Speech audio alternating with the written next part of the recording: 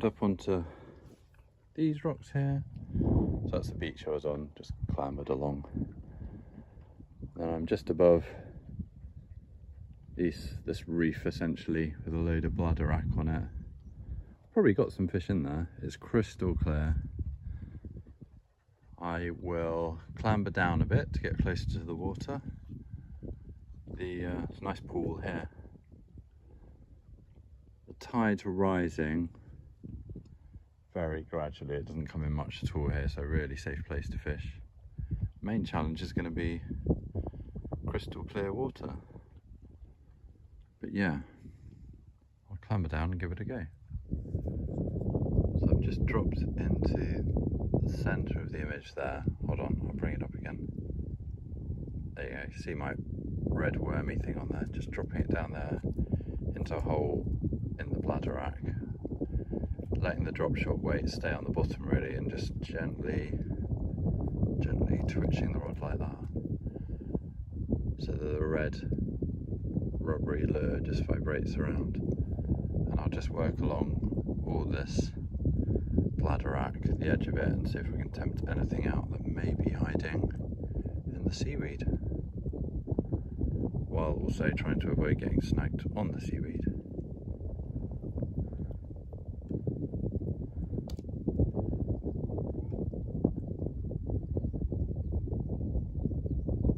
Extremely easy to see the lure through the water, and anything that might bite water, as I said, is so clear. Got a little bit of seaweed there. Come on, Murray, come down.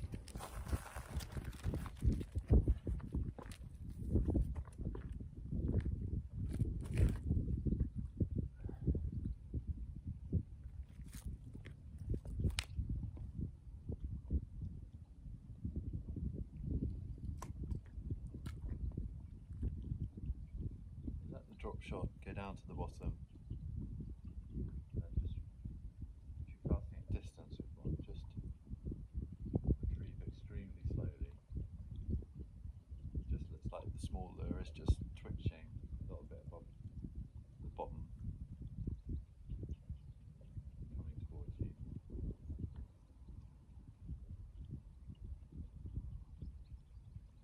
Do lots of twitching, just looks like a really active fish, which is good. We're in colder conditions, so the water is very cold here. You can keep it almost immobile, because the fish are more lazy in this cold weather.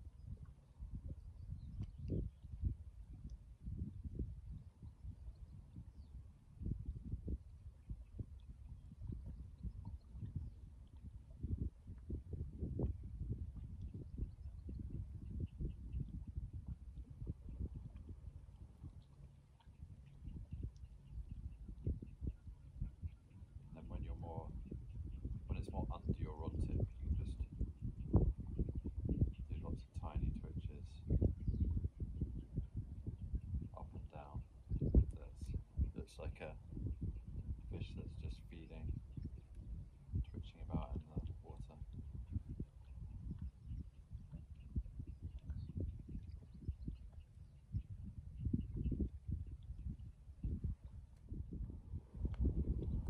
When I fish like this with soft lures in Cornwall for wrasse, basically the way wrasse feed are, well, they're not predators.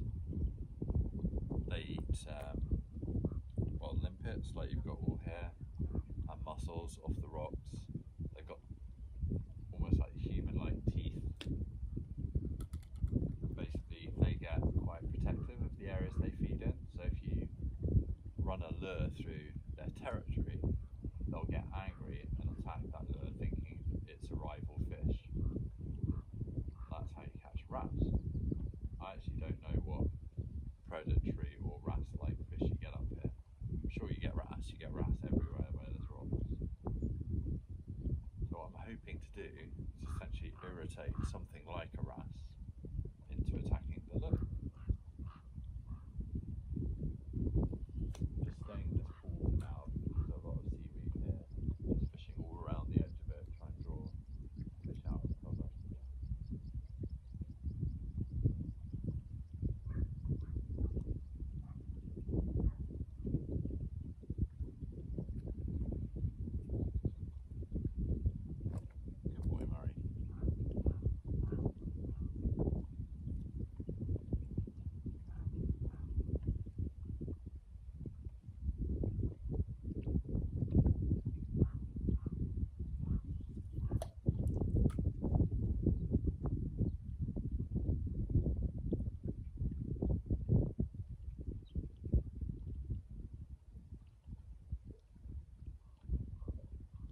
don't know if you can hear on the soundtrack, but there's two ravens nesting just in the woods behind the camera.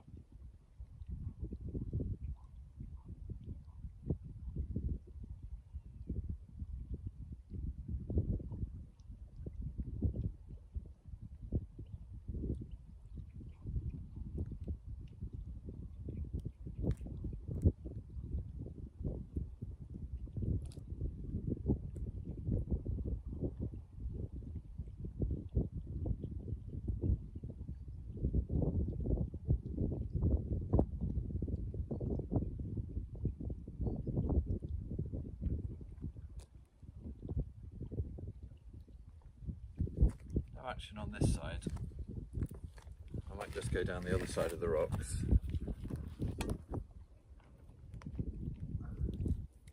Yeah, over in this pool though.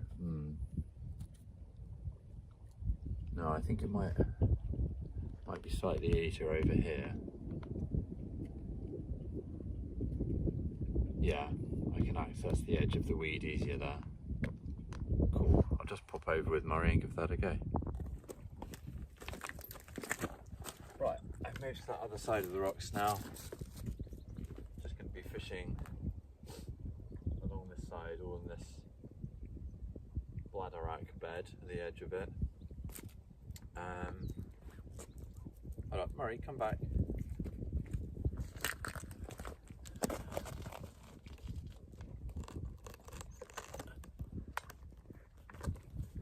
Straighten the camera a bit. Right.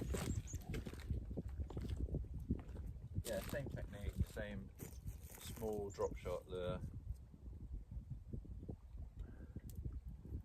Just dropping it in at the edge of this seaweed. See if we can tempt anything out from cover.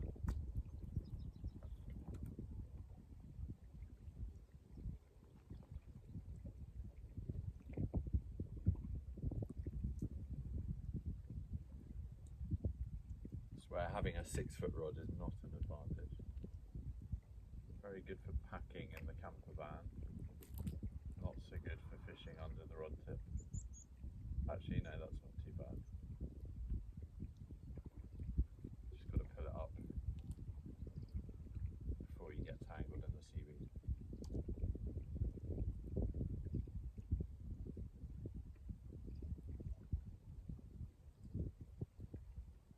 Probably actually stand in this shallow water. Yeah, that's easier.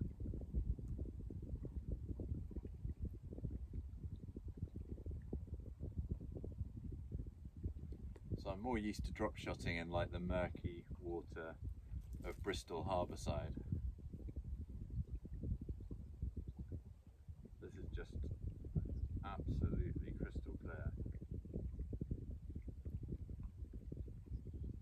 So the fish are going to have to be quite brave to bite.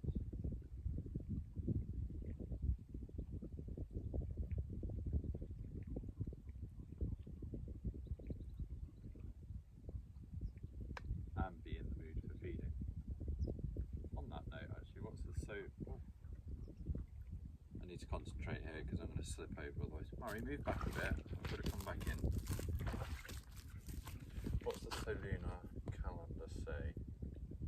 I think it's about 60% chance of catching fish. Or fish activity, as they call it. That's not bad.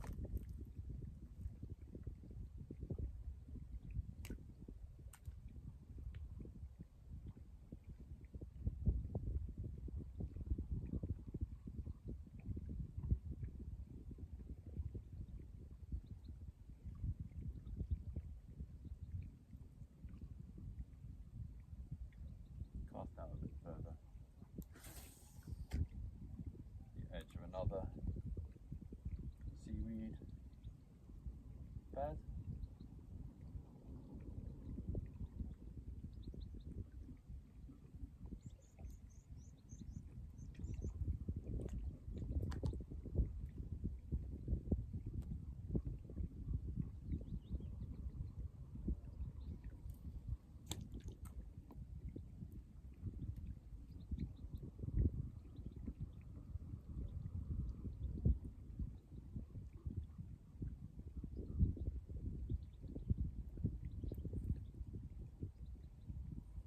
Oh, always exciting when you get a snag, isn't it? Feels like a bite. Was a chunk of seaweed.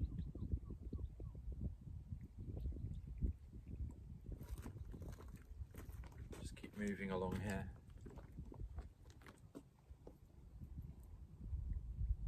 Might just drop it into these rocks. There's just little gaps here and there. Never know, there might be something hiding out in there.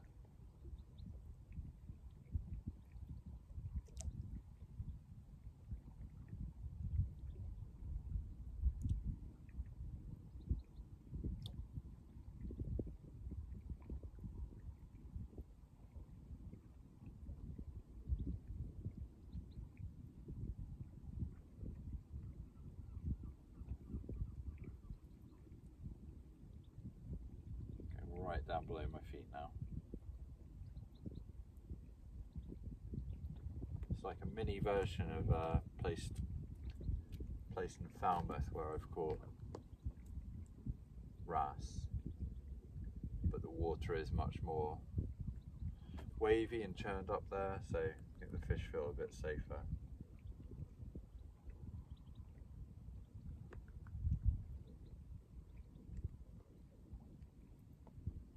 Right, just gonna, as is the way with lure fishing, keep moving. Keep on moving. Into the middle of these rocks. I do expect to get a little tangled, well, snagged on retrieval. But there's a lot more rocks and weeds to get caught in. But also more room for fish to hide in. Feel safer. Just going to try and cast out into little holes I can see.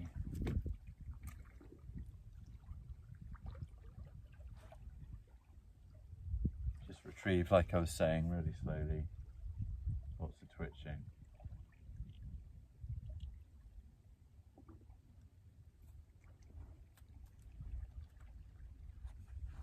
Oh, I think I'm behind a rock already.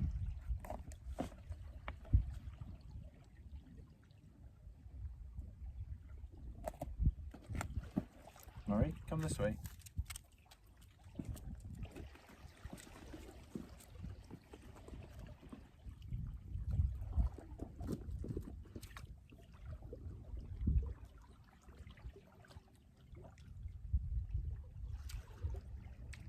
Just caught behind a big rock there. I will try and avoid that one. Although moving here, I've seen a nice pool here, 6 feet deep or so. Give it a go here.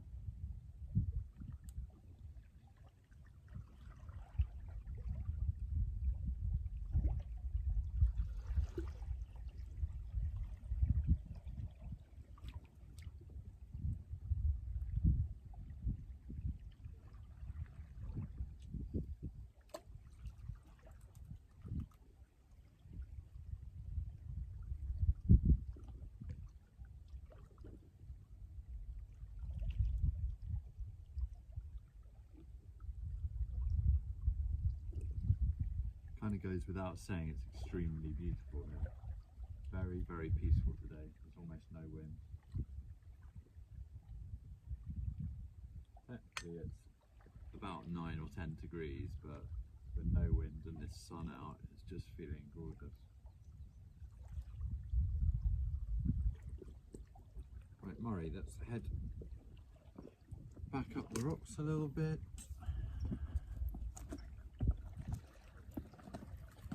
Let's try here.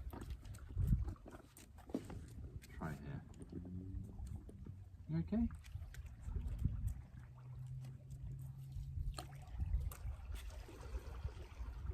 Good boy.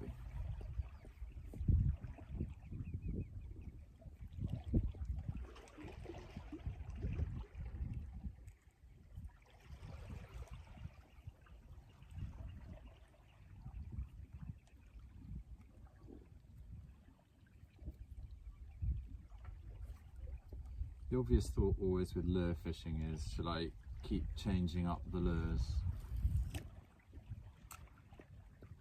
different shapes, sizes, colours.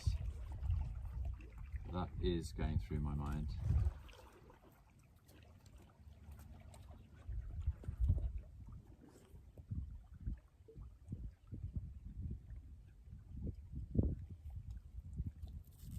I may do so.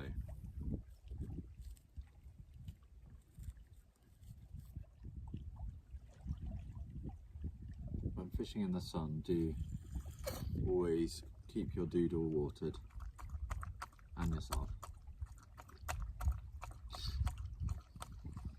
Don't want to get dehydrated, do you, Murray? Okay? Barnacles can have the rest of that.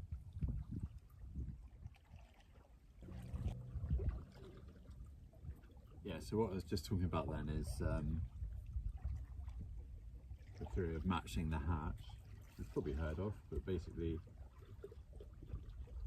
the theory of using a bait that matches, well, I guess hatch comes from fly fishing, so you'd be matching whatever was hatching at that time of year, mayflies for instance, so your fly would look like a mayfly, an exciting variant of a mayfly. Matching the hatch in sea fishing and coarse fishing will be more matching the natural bait, whether that's another fish or invertebrate or crustacean or even fruit and seeds and things like that. That's what you'd be matching, wouldn't you, Murray? So this time I'm trying to mimic a tiny fish that might be living in these rocks and amongst this seaweed. That's a rock.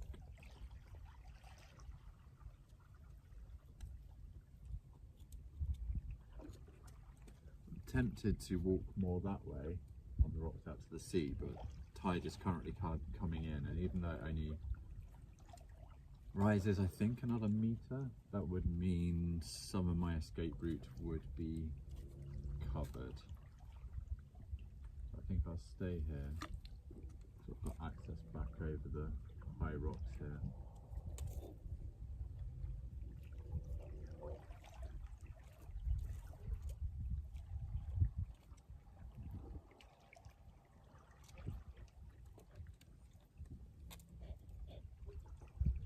Right, I'll have a look around some other areas, given that quite a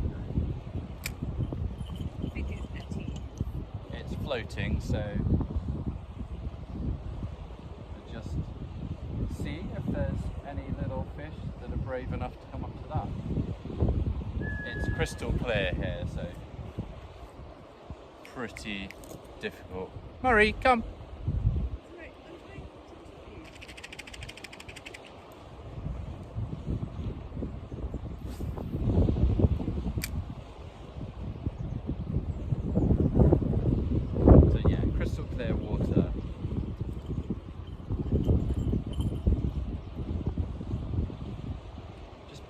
Across the surface, it's got a little spoon on the front, so it sort of, as you pull it, it dives just below the surface.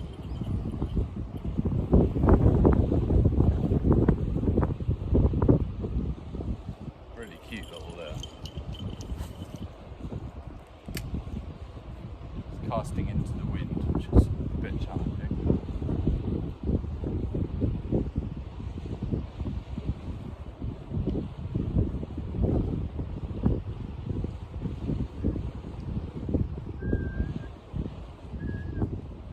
Wander up the bank slightly.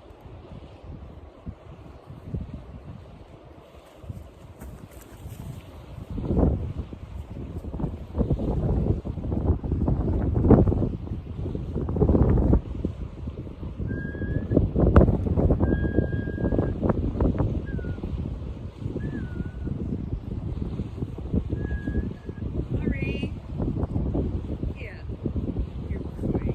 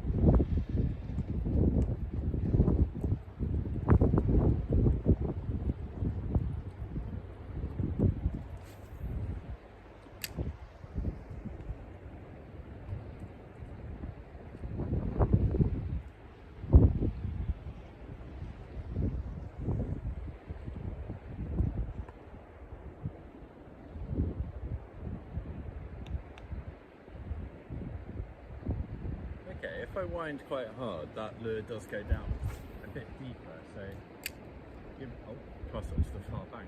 Actually, that's quite good. Yeah, just wind it a bit harder and it will dive deeper. Wow, I can see right to the bottom.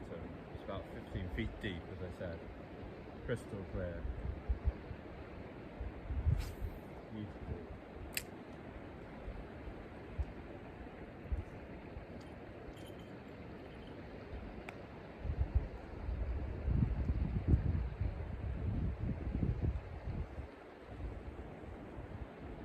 That's a lovely lure. If I just pull it hard enough, it does go quite deep.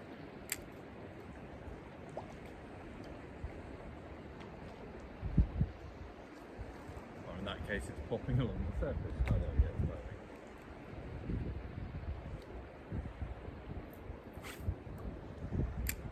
Oh, bear's nest. The problem with wind, isn't it? How does that happen? The line just starts coming off in two entirely different bits of the reel.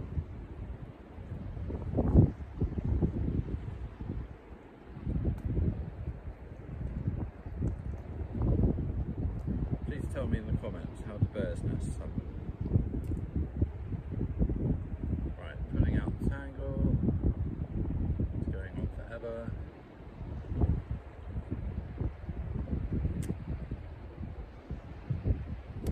You just keep pulling it until it disappears. Yeah, there we go. So it's. And then wind it back in, and there it is. Pull it out. Okay, I think we're good now. Phew. Bear's nests are very, very silly. Right, let's try again. There we are. Yeah, just keeping it low, fast. Yeah, it's diving about 3 feet below the surface, so might be interesting for a brave fish to grab.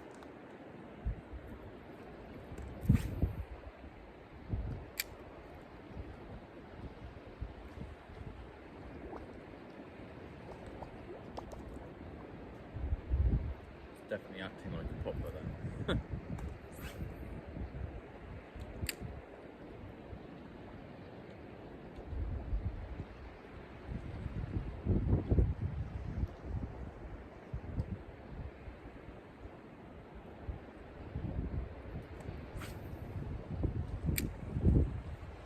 Should have brought my tackle box down here. I could have switched up to just like a free-lined worm or something.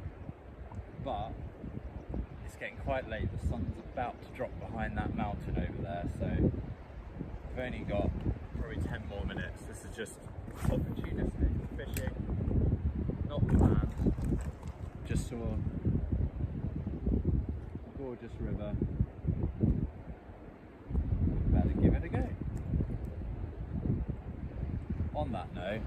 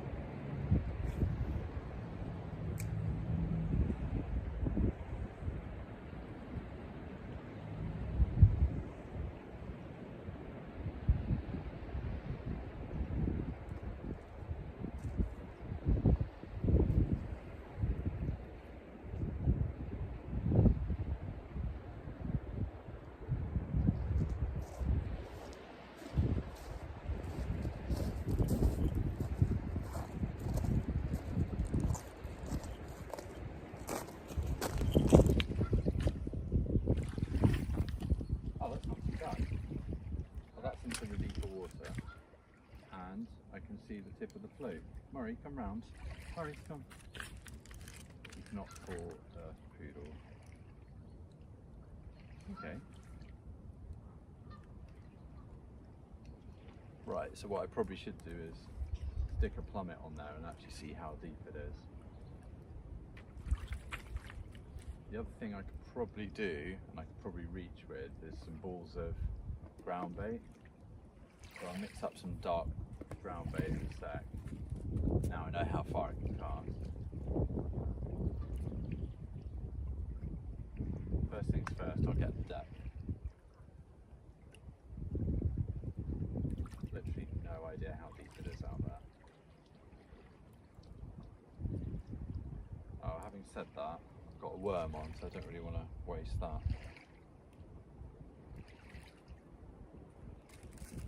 Right, I might go a touch deeper. Take a guess at the depth. Another foot deeper. Get the float out there again. And then mix up some ground bait. Quite funny casting with such a tiny rod. I guess. Yeah, that's not bad. Okay, that's about the maximum distance. I'll just put the rod there. Murray, you look after that.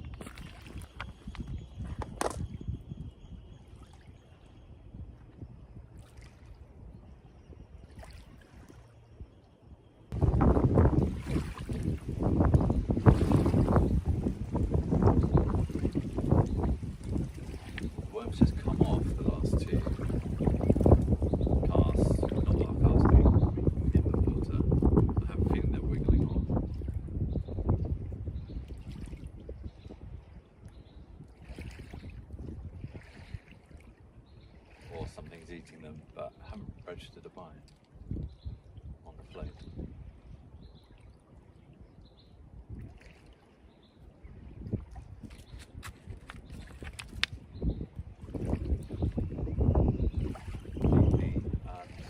Just allowing the worm to float down through the water to the bottom of its head. Now the deeper water the float is being taken under because of weight. Too much weight, so it's putting under. Yeah, this is better now.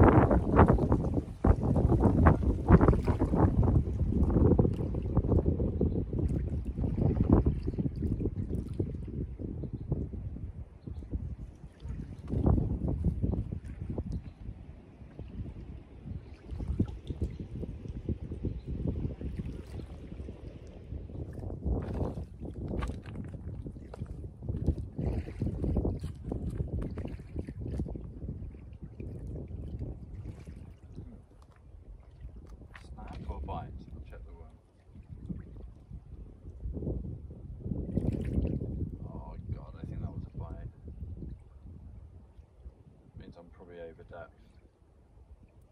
That took it. Yeah. That worm should take it. Ah. Damn it.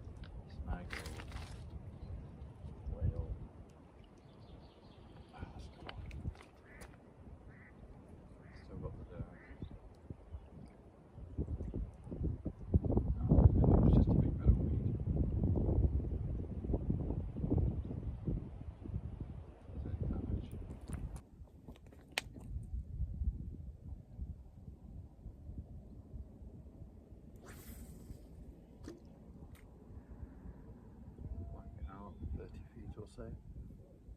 Want to come round, Murray? Come round. Down. Go nearer the water. It's nice. There you go. Good boy. Right, so just drop shot star, twitching it on the way back.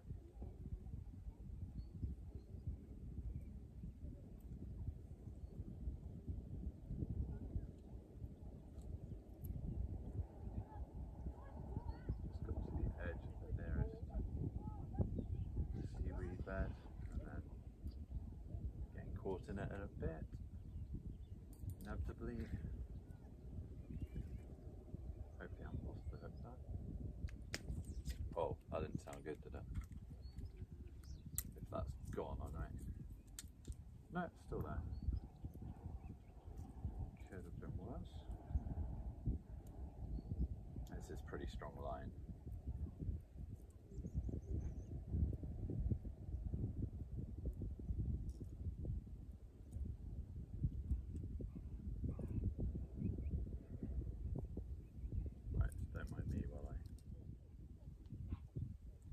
Right, distant ankle back in action. Try and avoid the seaweed in future.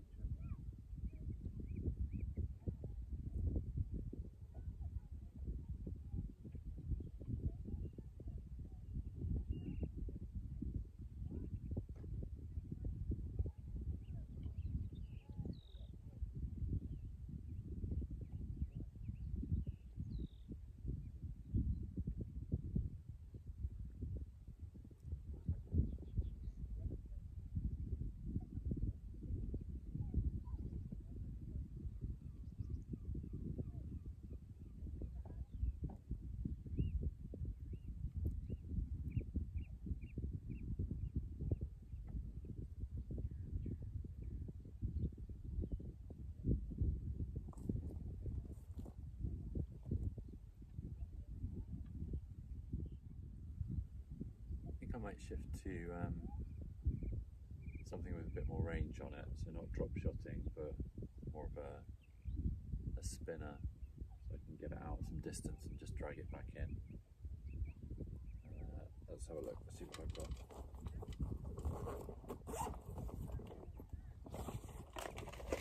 Come. Yeah, that's a good boy.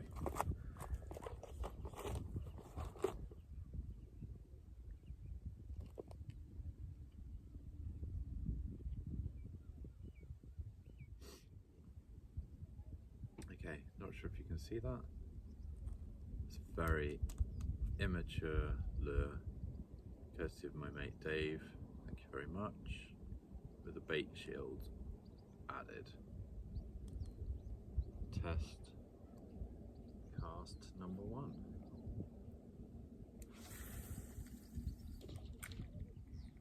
Straight through some weed. Ah, it didn't get caught. I need to move a little bit. Murray, come down.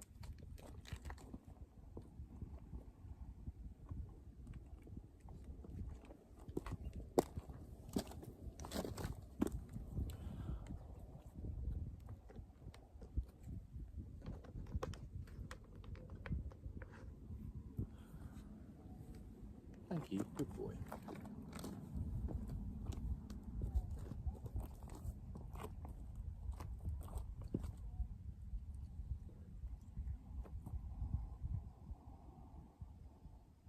Doing a slow retrieve. It's heavy, so it's just donking along the bottom.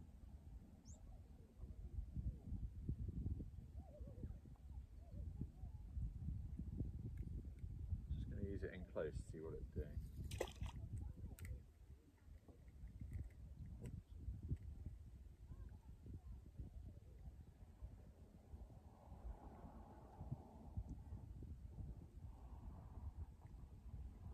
It's very golden shiny. I think the bait shield's sort of working. It's roughly staying in place. It's almost, yeah, I need to push it up onto the hook a bit more. This lure isn't quite the right shape for it to work, but oh, there we go. Yeah, push it right up onto the treble. Try again.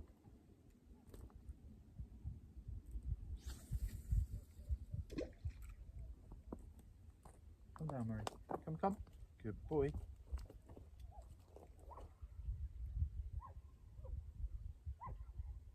Yeah, this is good. Bait shield means I can put it through weed like it's a weedless lure.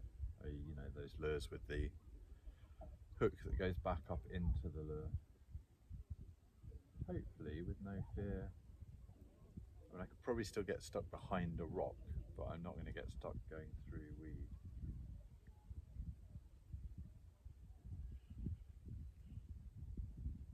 I've picked up a little bit of weed on the bottom. That's gone now. The bait shield's staying in place. Yeah, it is staying up on the treble, up by the treble points, which is where you want it to be shielding.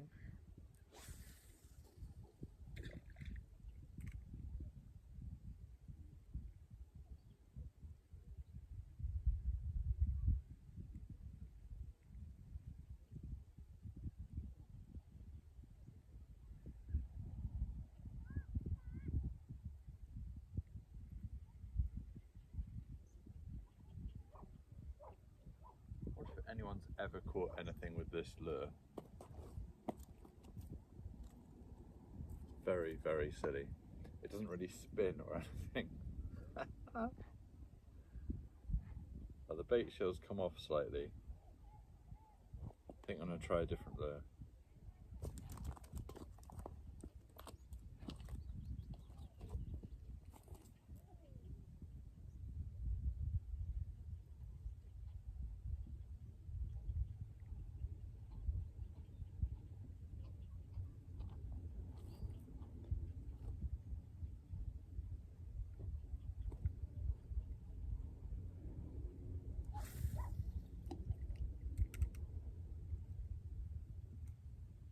Pretty heavy, straight on the bottom, and then when you retrieve, you're just flicking the rod tip,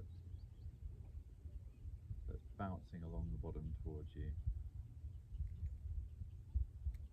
This obviously isn't weedless, so this can get caught behind rocks and in weed and so on.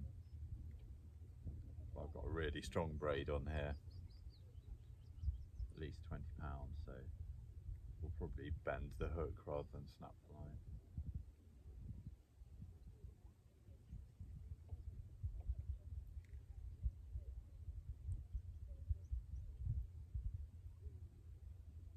Yeah, I can see it in the water close to me here.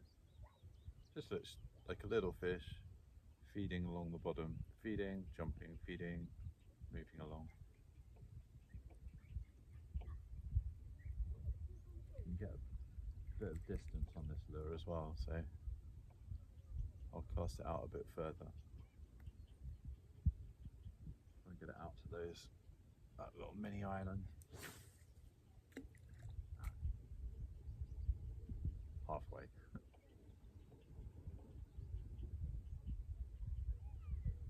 Heron up there.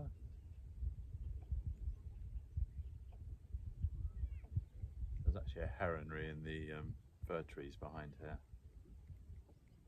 They're starting to nest.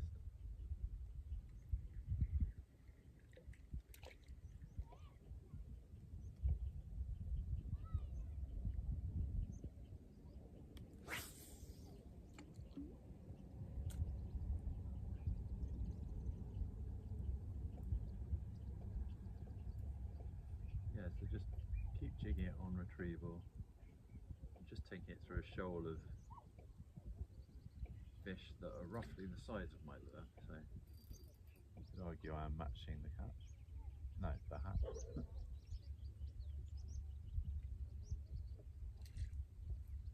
Gotta try and avoid the seaweed bed here. How's he looking? Yeah, the shoal I just took it through for about that long, 4 inches long or so. That's encouraging. That means there's fish out there the size of my lure. Bait fish.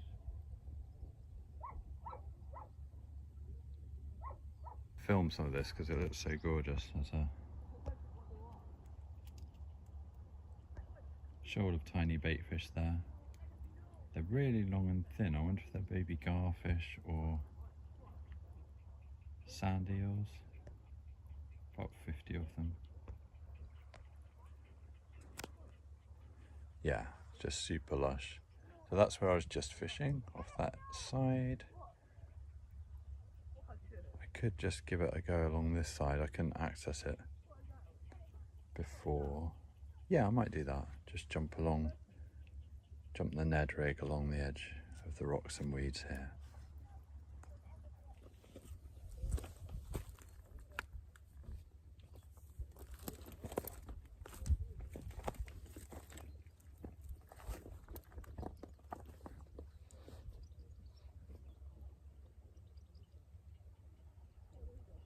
So yeah, just still using that Ned rig. Can you see that? Ish. Yeah. Just gonna cast it over where those little fish were swimming. Quite a lot here.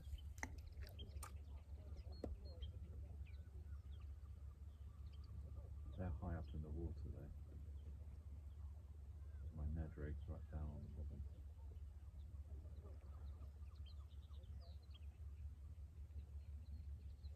Looking good though.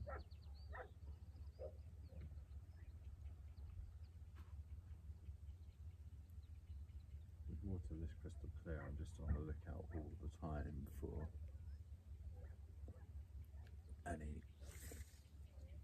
larger fish movement. And just cast it back if I see it.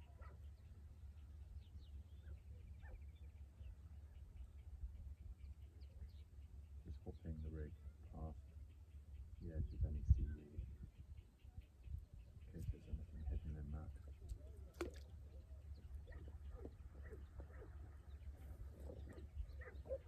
move across this side, Murray.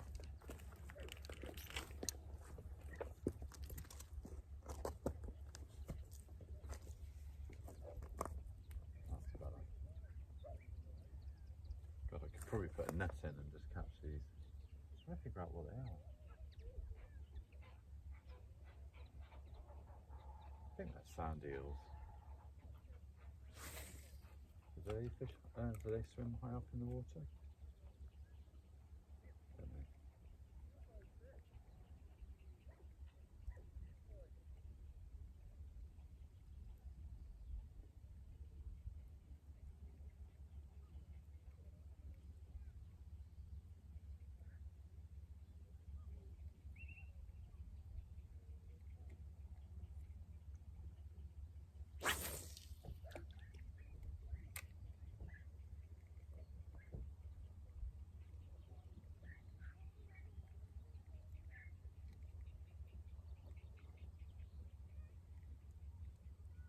Snag was exciting.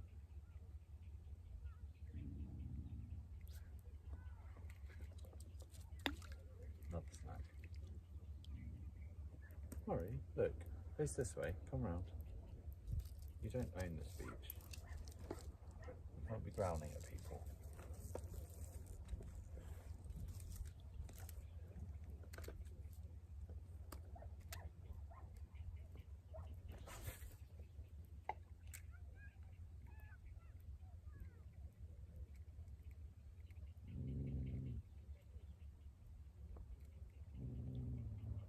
Alright, shush.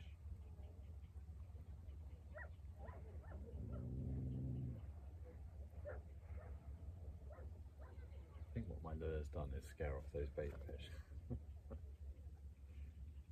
Good.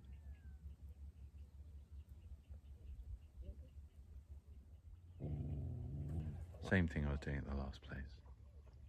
Okay, now I'm on these rocks. I can see what I'm dealing with. It is a reef. It's a lot of rocks with all sorts of seaweed on it. Looks really fishy, really wrassy. But the water itself is very clear, but there's plenty of seaweed to fish to hide in. And the seaweed goes out a long way as well. So it looks snaggy, definitely. So I suspect I will get snagged, but I'll give it a go. Putting it in through there. So just casting that Ned rig out over this reef. That's just beyond the reef, and now I did the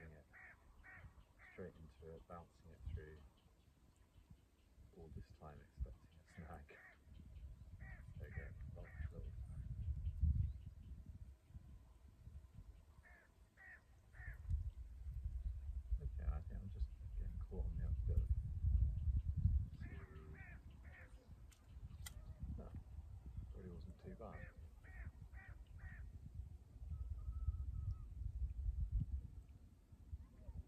I didn't bring all my sea fishing lures on this holiday. Slightly regretting that now. I had a load of weedless ones, but I can always stop at a tackle shop. Going to Fort William soon.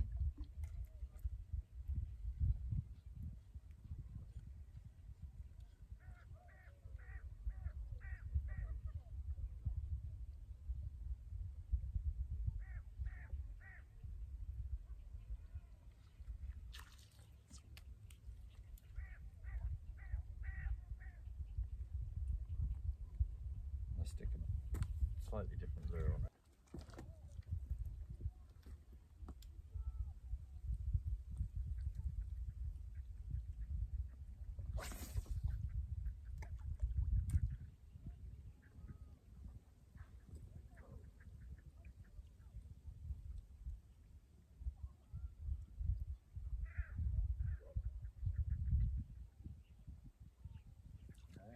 It actually doesn't look bad coming through the water.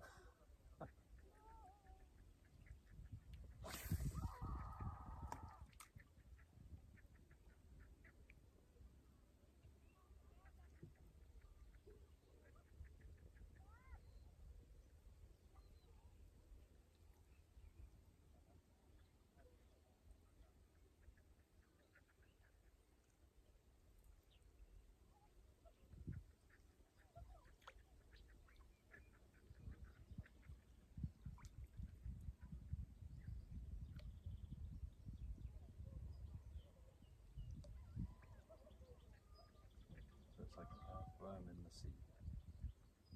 That could be more natural. But it's so good actually, I think I might use that for a bit of coarse fishing. Next time I'm at a freshwater location.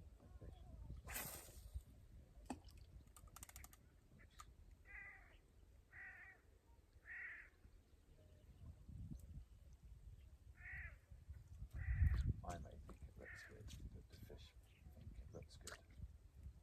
That's always the question, isn't it? It does keep getting caught up on its own hook. That's not ideal. That is also what an actual worm does.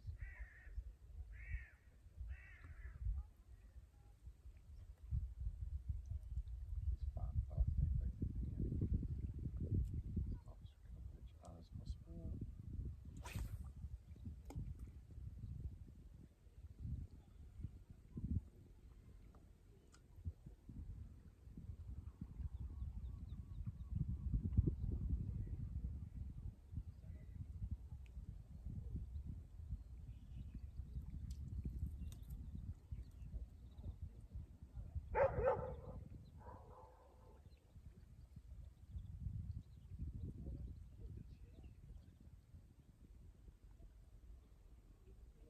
So who knows? Go back over here, Murray. Yeah? Down here.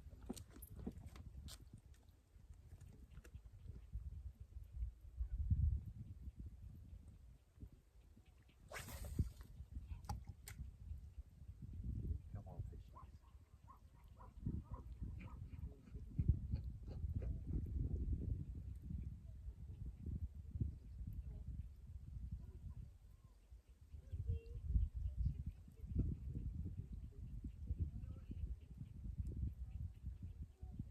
Well, it looks good coming through this seaweed and rocks. If there was an angry little wrasse in there, I'm sure it would attack that.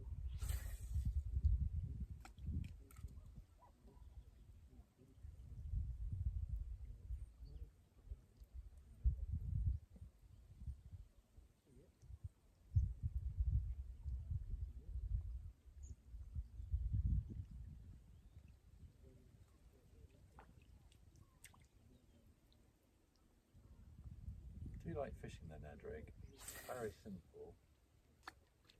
But it just seems to, I don't know, it just feels like it is mimicking the right behaviour of a bottom feeding fish.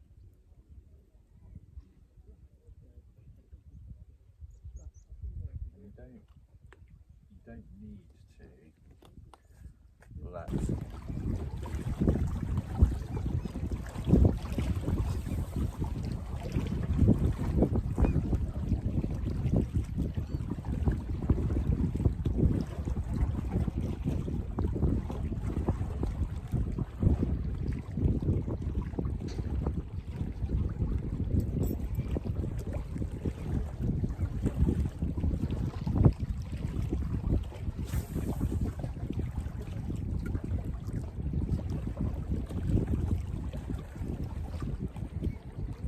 the tide coming in, it's lapping at the rocks below my feet nicely.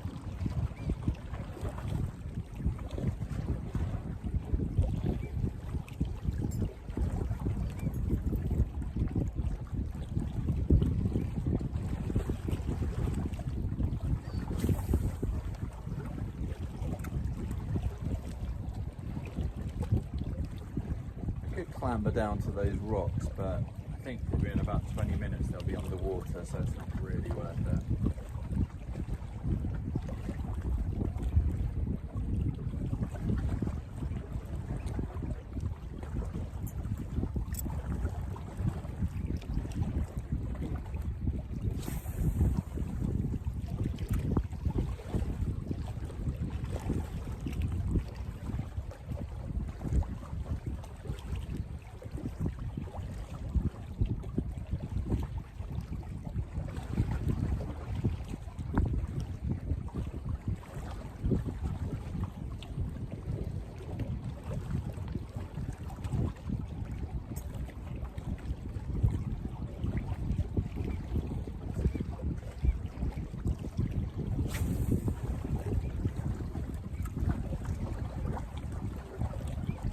Cast to the right more to compensate for the slight wind. But it was a still day today, but once you get down to the sea, it'll be quite different.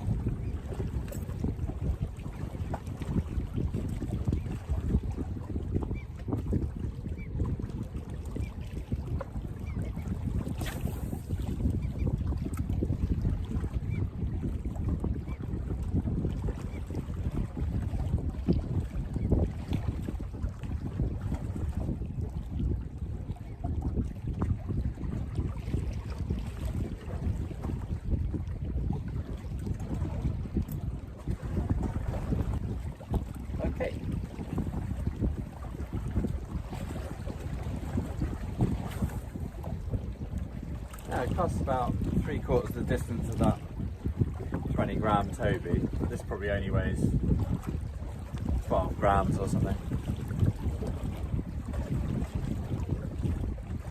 Oh, it looks great. Yeah, nice paddle tail action. Oh, I like it. Now the tide's coming in, I can get into deeper water a bit more easily anyway. But I don't need that huge casting that you get with that Toby rocket. Might run it through some of this seaweed, see if it survives.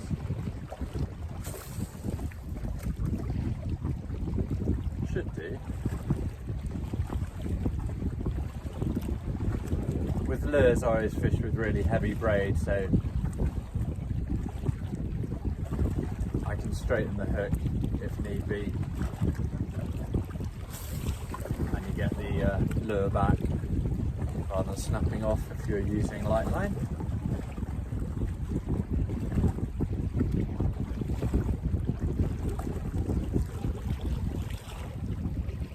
Nice, I like it.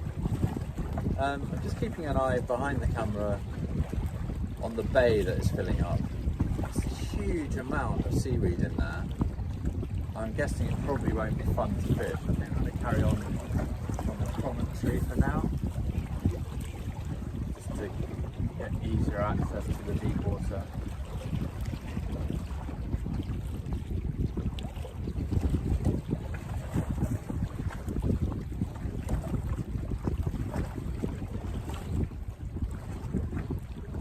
Nice, Mr. Eddie Stone Eel.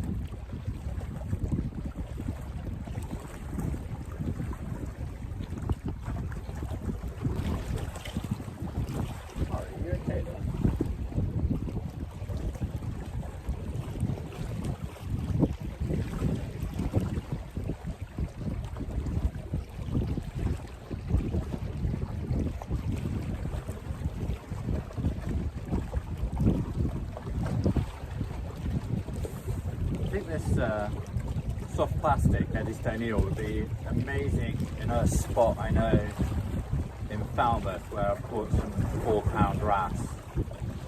Just pulling it in through gaps in the rocks. similar to this. But when did I catch them? I caught them in September, so more suitable time of year. And obviously in Cornwall, the sea's going to be a lot warmer than up here in Scotland. But yeah, it's really nice. I'm going to buy a few more of these. And they're only like $3.99, you know, for a lure with, you know, the built-in jig head and hook and decent action. That's brilliant value, really. Yeah, I need to get some white and silvery and green colours. It's nice. A little hard cast into the wind, but still getting 15-20 metres on the cast. So, what I may do is, I think I've fished this spot enough. Hold on a sec. I think now into this bay. It's full of rocks with bladderwrack on. See how it goes. Oh, miscast, but yeah, catching weed. Okay. This might be tricky. There's a lot of seaweed.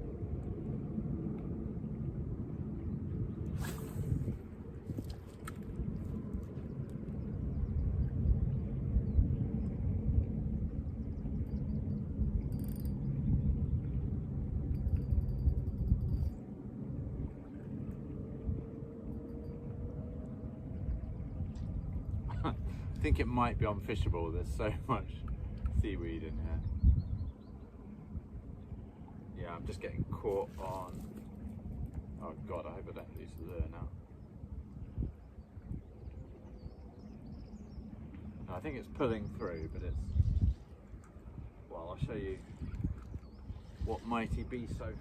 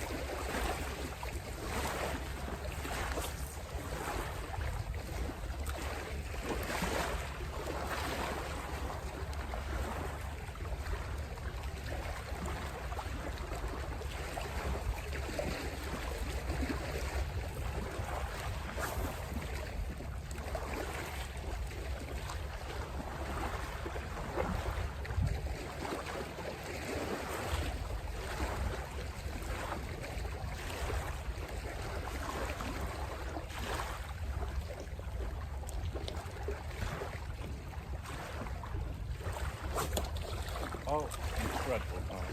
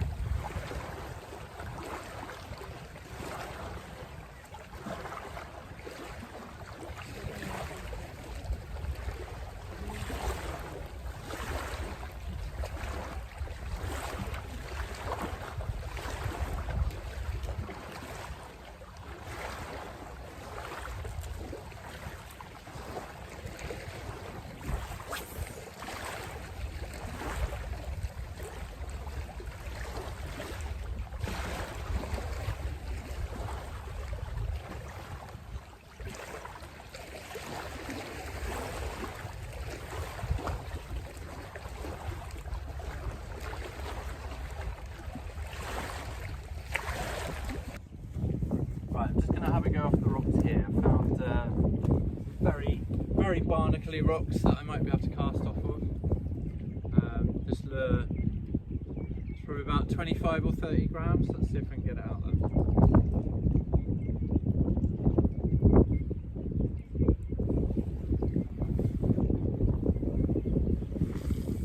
Yeah, that's good.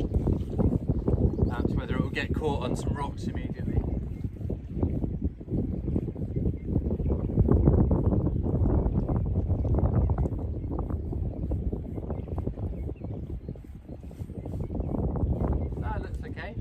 Tail waggling, paddling, waggling.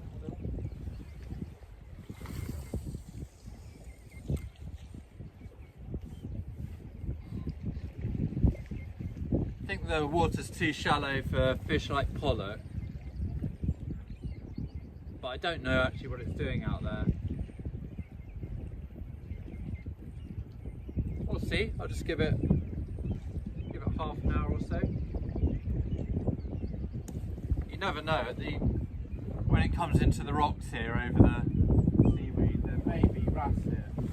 I don't know, honestly don't know if wrasse come in at certain times of the year. I'm not sure if they sort of migrate like sea bass do, or sea bass come in. What do they do? Come in from the open ocean? I don't know.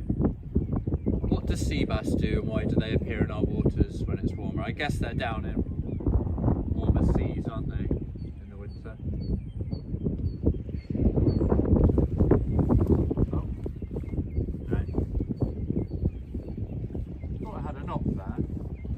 Rock.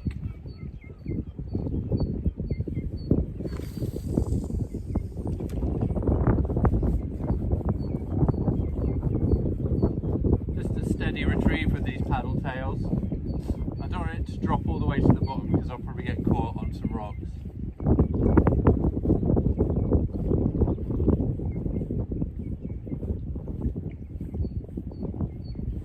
It's doing alright, fortunately, because the hook's on the top of the lure. When it's hitting rocks, it's mostly bumping along on the rubbery, non-hooked side of the lure.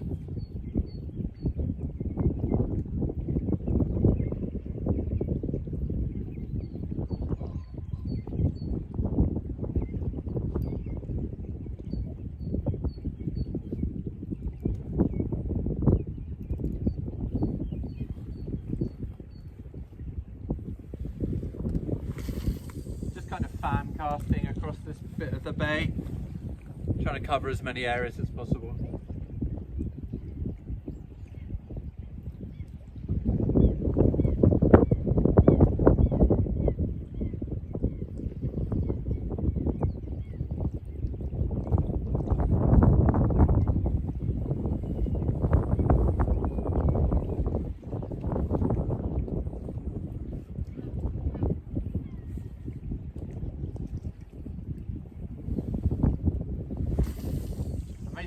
Drop out the deeper bit of water. There's a cormorant out there. In England I haven't seen the cormorants with the white neck and breast, but here they all seem to have that. Look a bit more interesting than the ones down in England.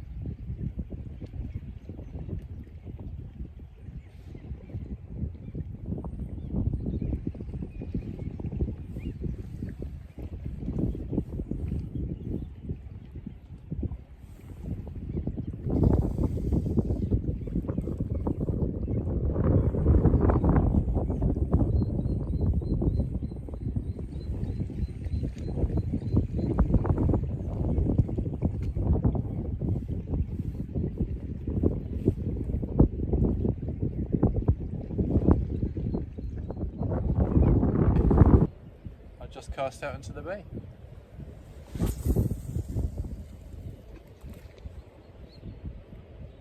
Some big boulders in here. Does look good for predatory fish ambushing. I'm just putting the lure through some bladder-wrack and feel it getting caught, but then it should be more or less weedless, this lure. Oh. Sorry Murray, nearly got you there.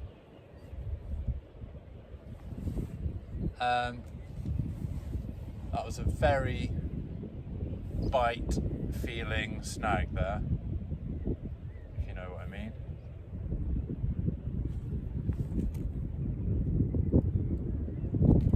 Just got the line wrapped somehow. What's gone through what there? So I'm sure this is very fascinating. Oh, there we go. Caught around the eye. Anyway, I didn't catch Murray. You're very lucky there, darling. Try not to do that again. Anyway, yeah, I think it was just a snag at the boulders down by my feet here. Yeah, I'm sure it was. You can feel everything when you're fishing braid. Just pull it through all this seaweed and all these boulders. Just fan casting again, covering as much of the bay as possible. You can do with sitting down. Oh no.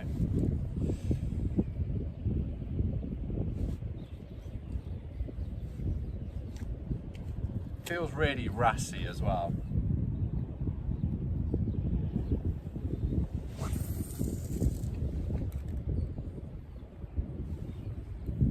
Surely rassy.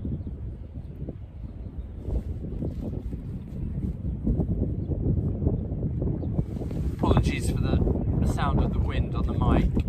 It is blustery today.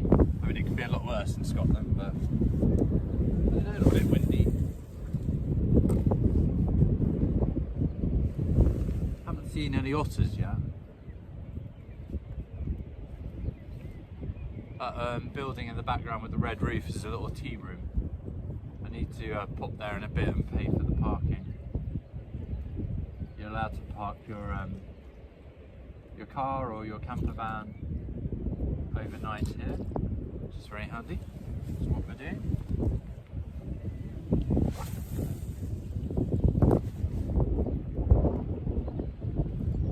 Don't think I can risk any lure with trebles on through here. I think it will just get jammed onto the seaweed or behind a rock or something. So I think this lure is my best bet. Most things like a paddle tail. I can't imagine there's anything that looks much like a freshwater perch around here, but in a way it doesn't really matter. As you know, if you lure fish go for all sorts of weird lure shapes and colours. If it was summer, I might even be fishing, yeah, like a surface lure.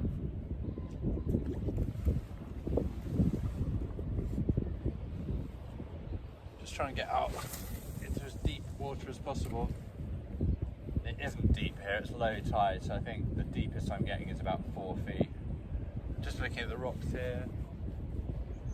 High tide looks like it'd be another 4 feet, so maybe 8 feet deep, which is not bad.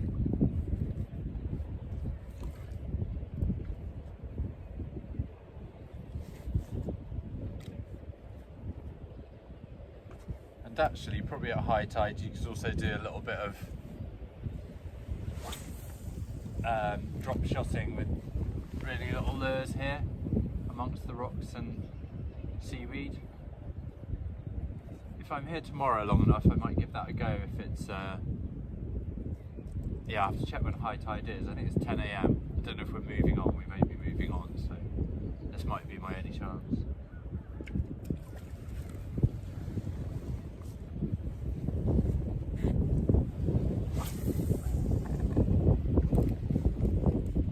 Stitched from casting. It's not very good, is it?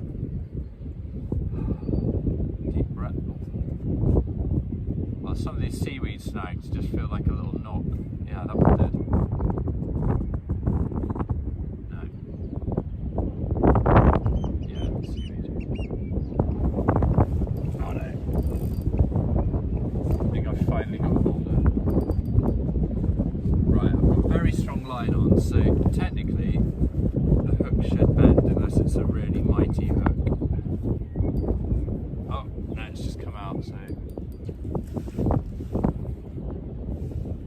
That wasn't a boulder, it was just the stem of some seaweed. I have to say, this looks bloody good when I'm retrieving it. Like, something should go for it. Also noticed how good Murray is being. You being a good boy? Just sitting there? When I do catch fish, and believe me, I do occasionally catch, he's fascinated, Murray, that such a creature has come out of the water. So he loves swimming, he loves going in the water after balls, but if a fish comes out, he's like, oh my god. And then after that, all he does is stare at exactly where I pulled the fish out of. He's like, get more, get more. It's very funny.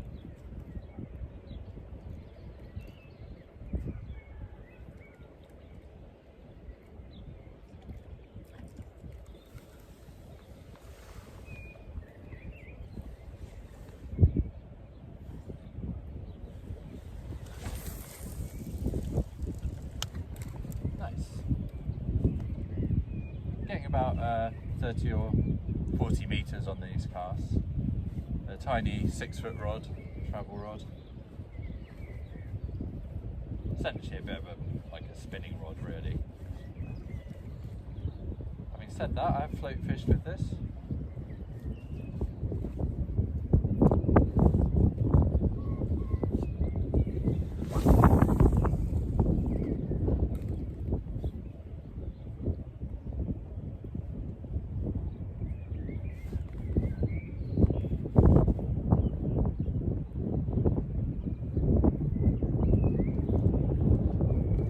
I need to retry this at high tide.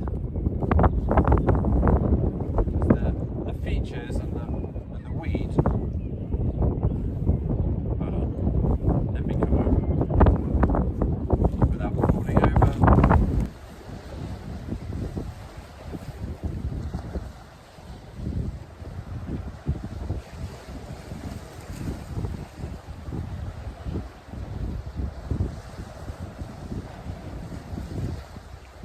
Apparently, you might not be able to hear me, apparently pollock don't like sudden moving bait, so I'm going to just bring it back quite slowly.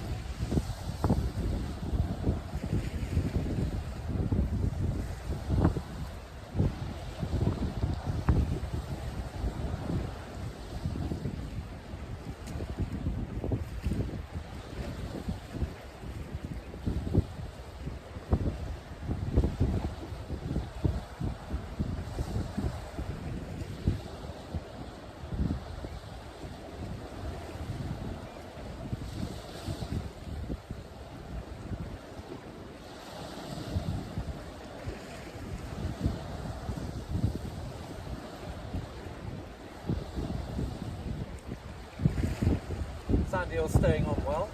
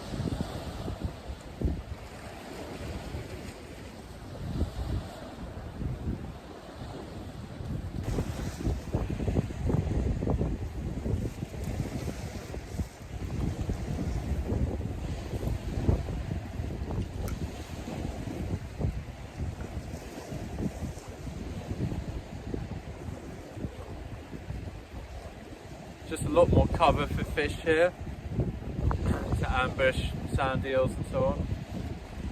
There's rocks and seaweed.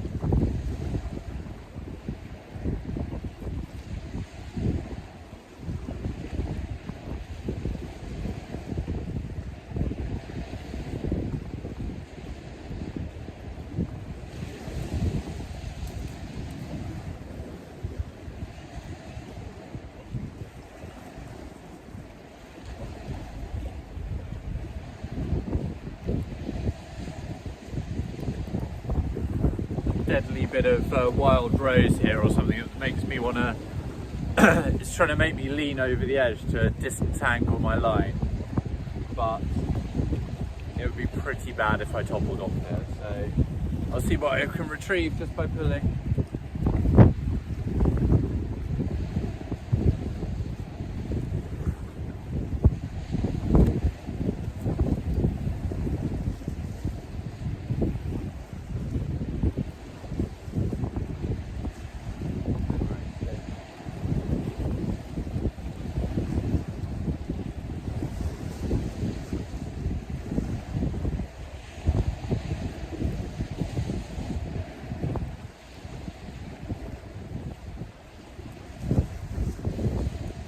Dark sack.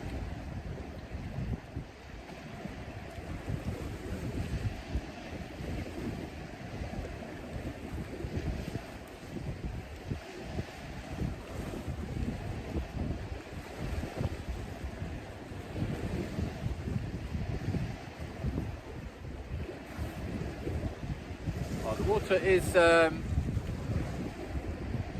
only about 5 or 6 feet deep. It's very clear. Got a bit of seaweed on there now, but not too bad. Not really weedy. He's pretty tough. I think with a slightly barbed hook as well, he should stay on. Murray, do not pull me off the edge.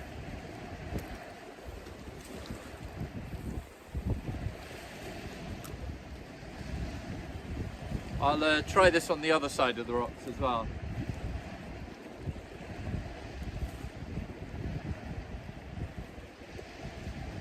I think something out there would like a razor clam, or definitely a sand eel, but the sand eel only lasted about 4 casts. Murray, off the edge, good boy.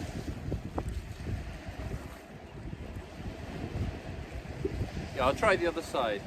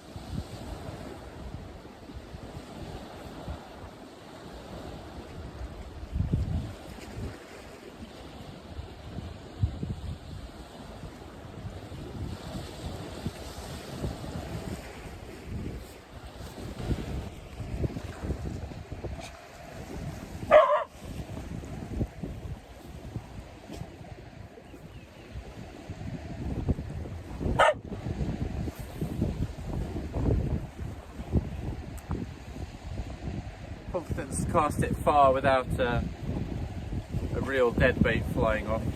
Murray, stop barking. Come here. Good boy. Oh.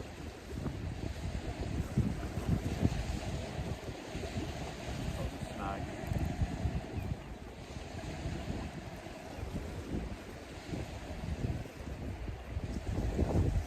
Murray, you're too near the edge. Come on.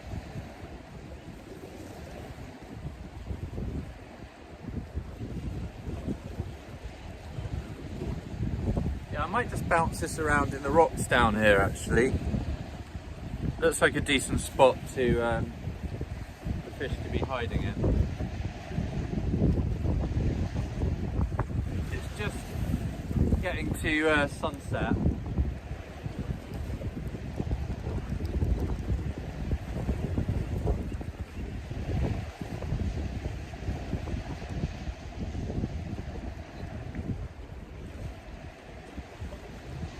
It's just another quick session, just half hour or so.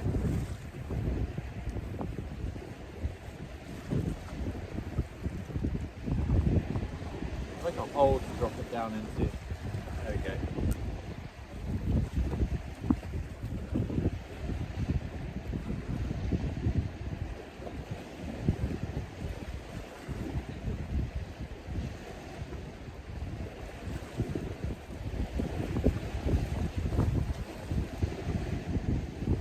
Proper drop shotting I see as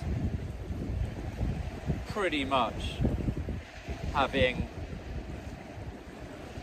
the rig just down in a hole and you just jigging or flicking the rod up and down. Obviously you can do that as you retrieve it from a distance as well, but it feels a bit more like jigging or netting or something when you fish like that. It's not quite what I'd call drop shotting.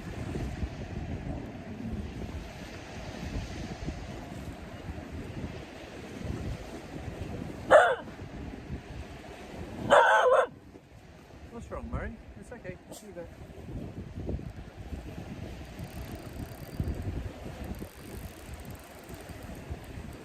Always nice to see a rod bend. But it's not moving, so it's a snag. Yeah, as I suspected, that drop shot weight got into those boulders.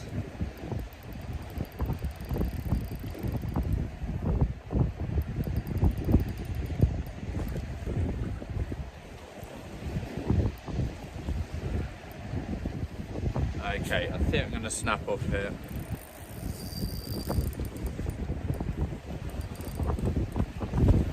Yeah, that doesn't sound promising.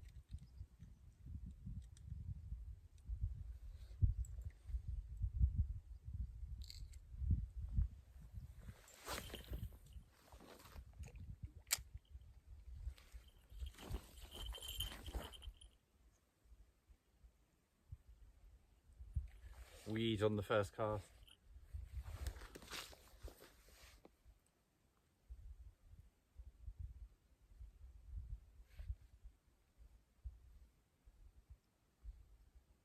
Oh, you know what I should have done?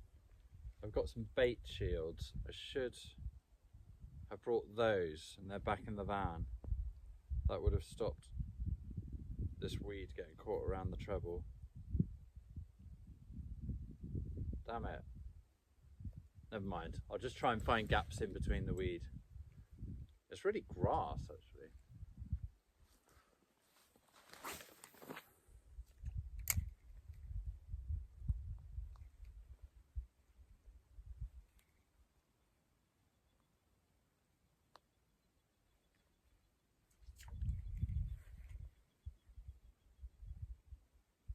Ooh.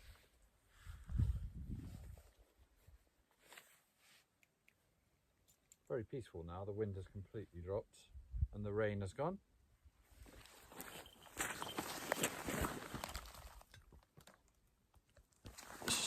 See more of the loch.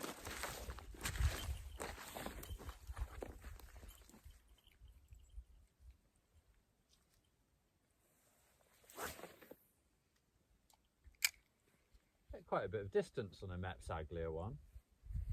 Don't know what they weigh.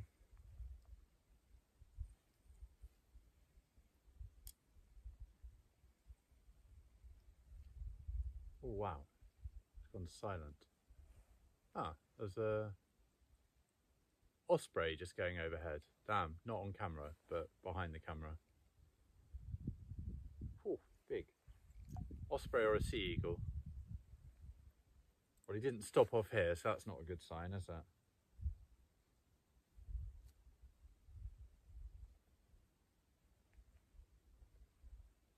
I'm just cleaning up this lake, just collecting the weed, you know, as it goes.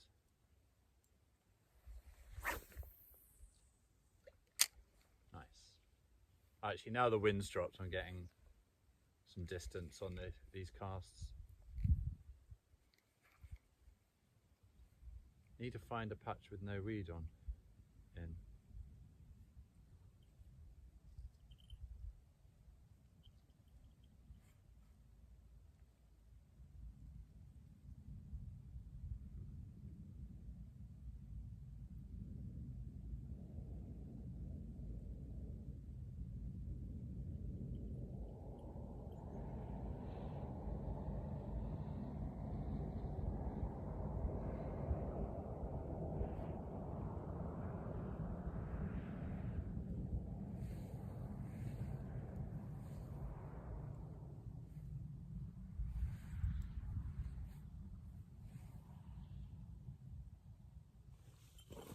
Right, I think I've found a patch of water with a bit less weed in it.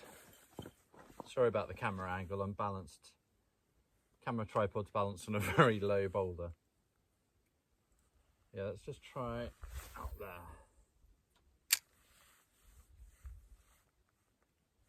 No snags yet. Still no snags. Hitting the bottom a bit. Okay, cool. Found a route through with only one bit of weed at the end. Okay, that's one route, that's good. I'll cast out into there again.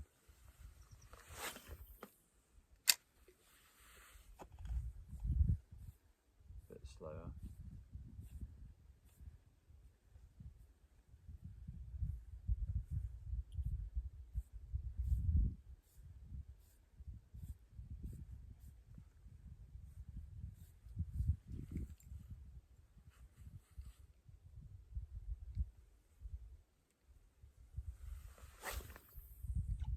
To the right a bit.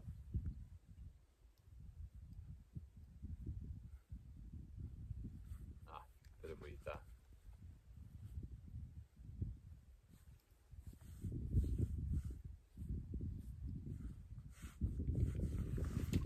Oh, and a rock.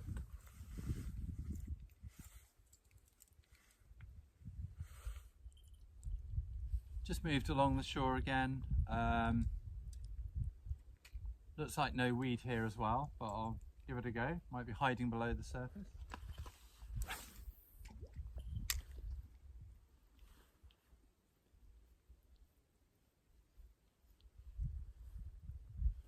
No, this is good.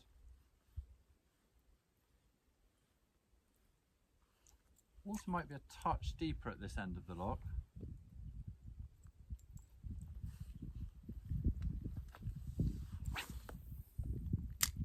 Weed to my right, so I think if I stay in the middle here, it should be okay.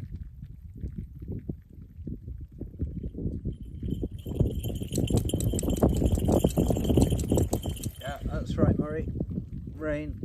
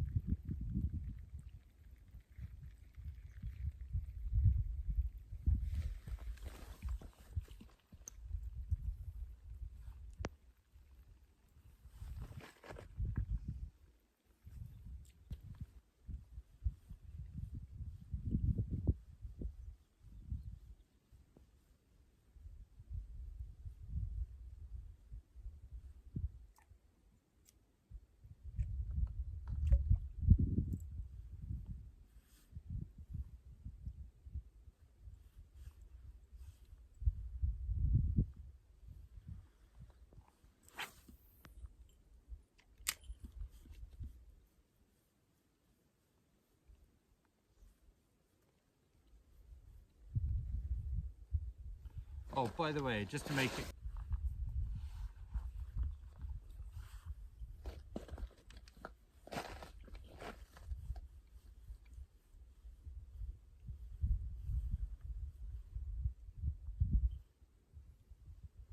bring back, there goes my rod, bringing back a bit of weed, but it's pretty clear actually out there, not too bad.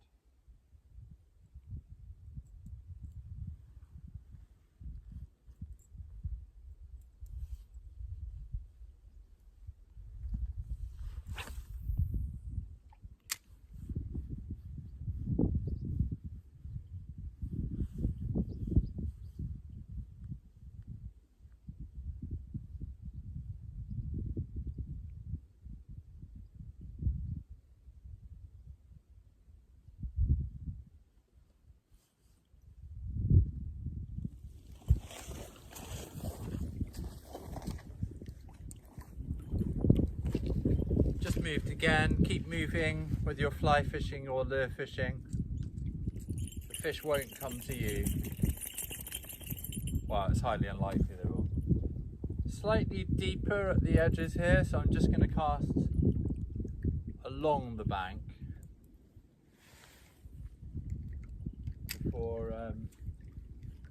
before it gets into the weedy areas.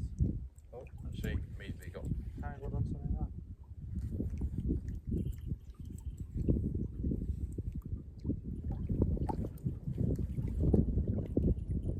Try that again.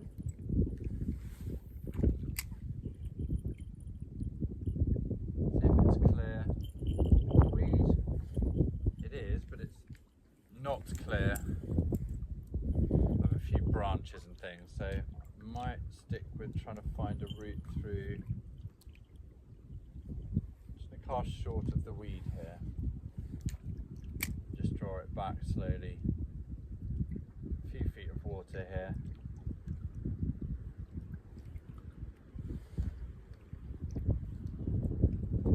It looked promising, but I think I've got a weedy patch again. Must be just below the surface. Yeah. Oh. That is weed, yeah. Big weed bed. I'm gonna lose my lure, possibly. This is £5 line, so I may have lost it. I'll just keep pulling it with my hand line it in, get through the weed. Okay, I've got through one bit.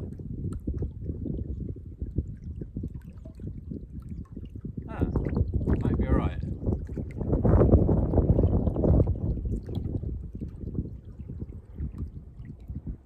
Yes, just came back with a bunch of weed. Okay, I think I'll move along to less weed. The film, so lovely little rowing boat up there. Mountains in the background, that's all upstream. I'm just fishing from by these rocks.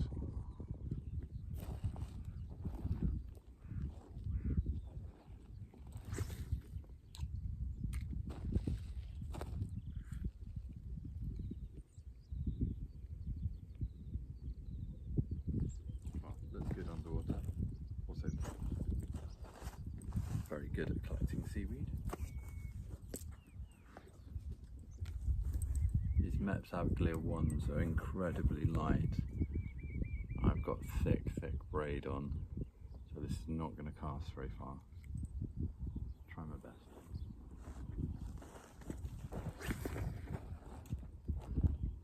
Halfway.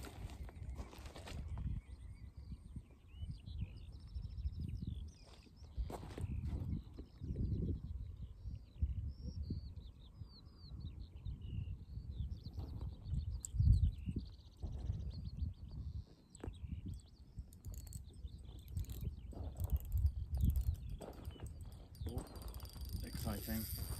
No, there's some seaweed.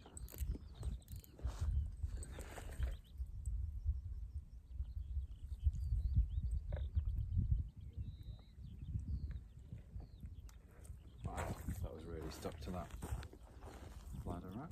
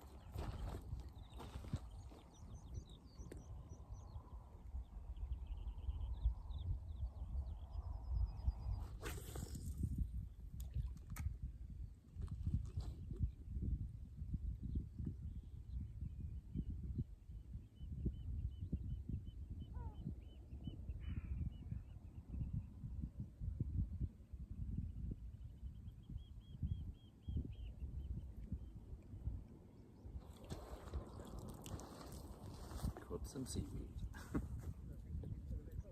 No, that's really good coming through the water actually. Spins really well. But that last map cycler had stopped spinning for some reason. Perhaps it's got a bit rusty.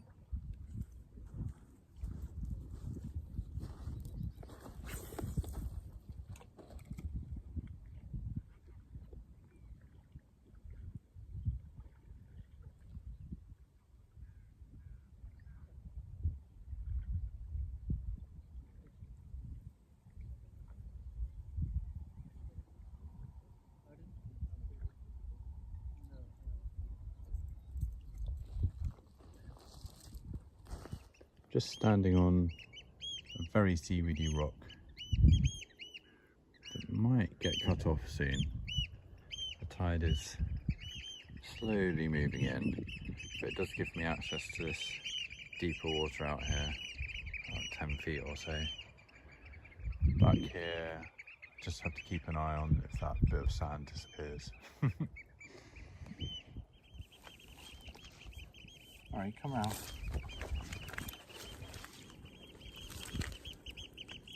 Good boy.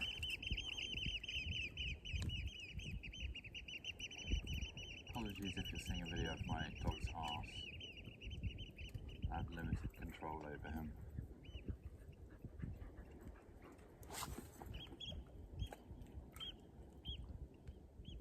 Just letting that on-deck spoon sink a little, get as deep as possible. Wow, the water's so clear here still. All around this bit of the coast it's crystal clear.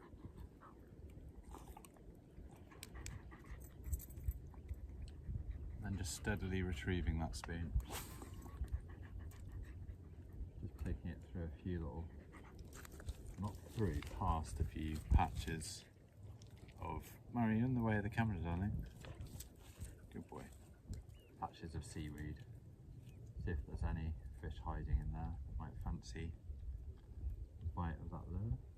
Oh, what's that? No, I've just hit a rock. Yeah, there's a little knock, but probably bashing a rock or something. Murray, you're at the end of the lead. Murray, here, come this way. Good boy. Good boy. Come round. Come Murray, that's not a good video. Come round. Oh my gosh. Just move your bottom a bit. There we go, good boy. Stay there.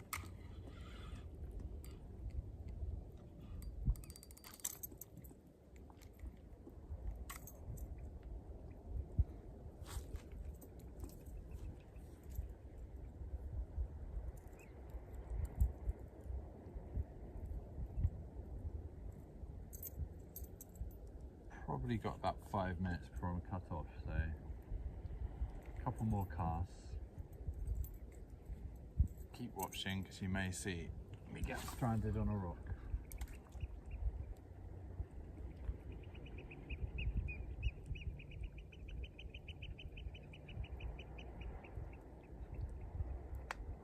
Oh, this gold spoon looks absolutely great spinning through this water.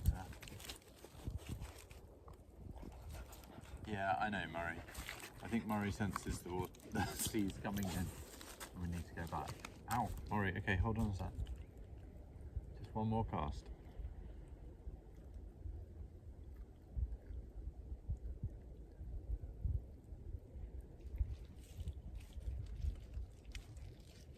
Okay, I'll move round and onto higher ground.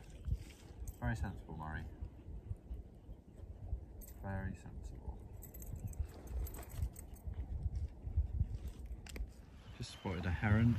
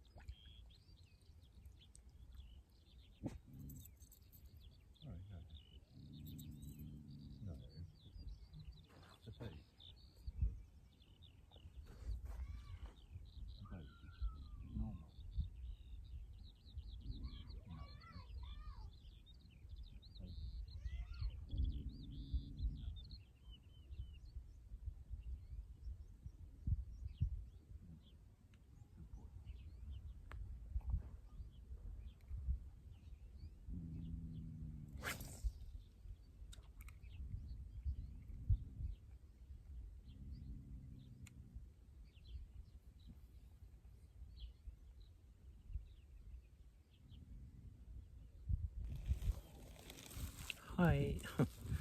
I've sat down here on the rocks just because I'm just at the edge and I don't fancy falling in. Still got that on deck spoon on. That's good. From here I can get almost across that stretch of water now. That's nice and deep here. So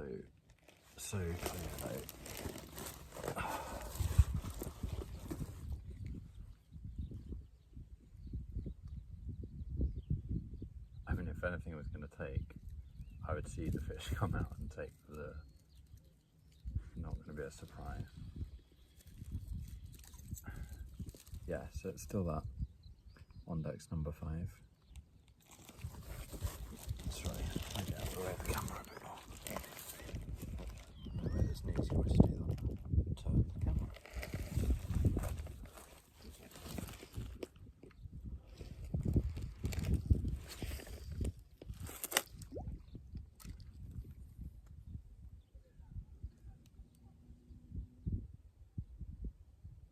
Just let it sink.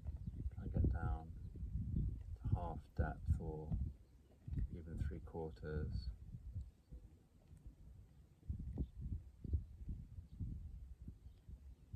Just slowly retrieve it.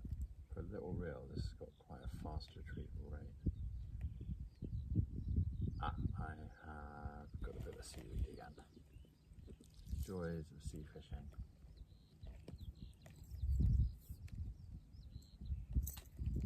Skylark's still going for it.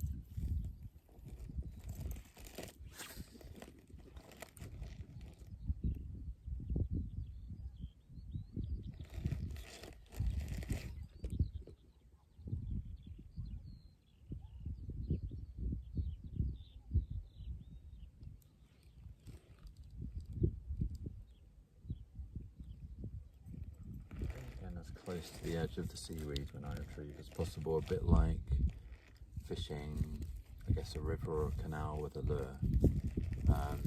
For a pike, you'd sometimes expect a follow or a take to happen just before you take the lure out of the water.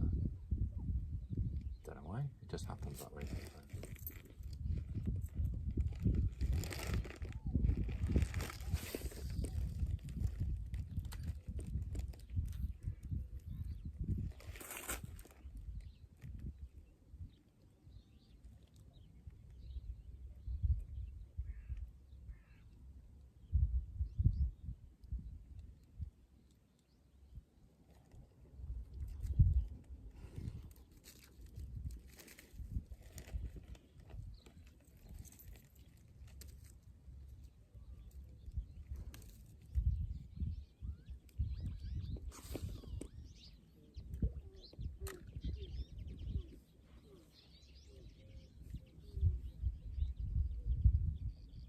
You heard that, that's the sound of someone getting to the sea.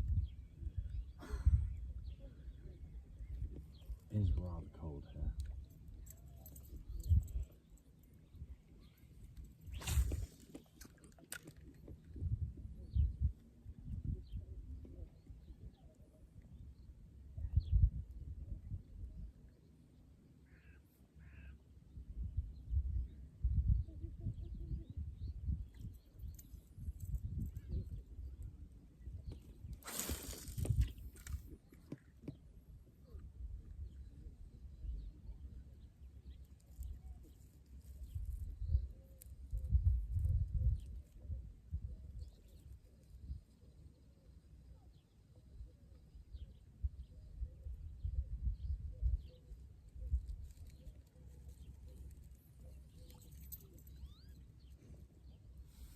Failing to annoy any fish here.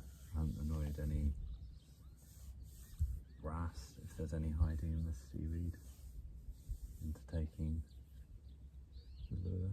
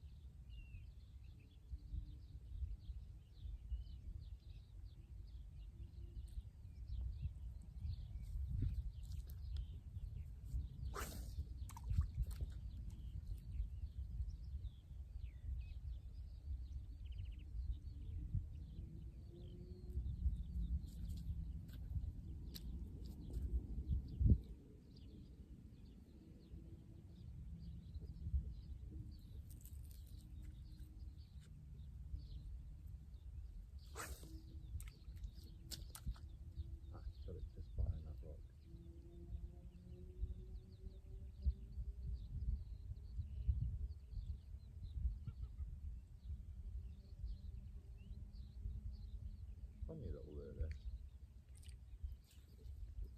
It wobbles.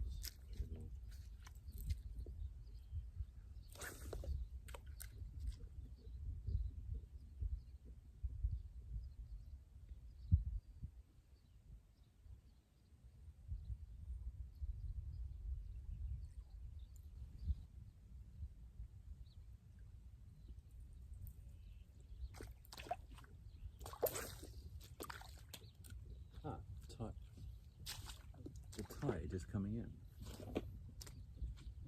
So this bit of river will definitely get deeper. It is affected by the tide, which makes sense. I'm only half a mile from the sea.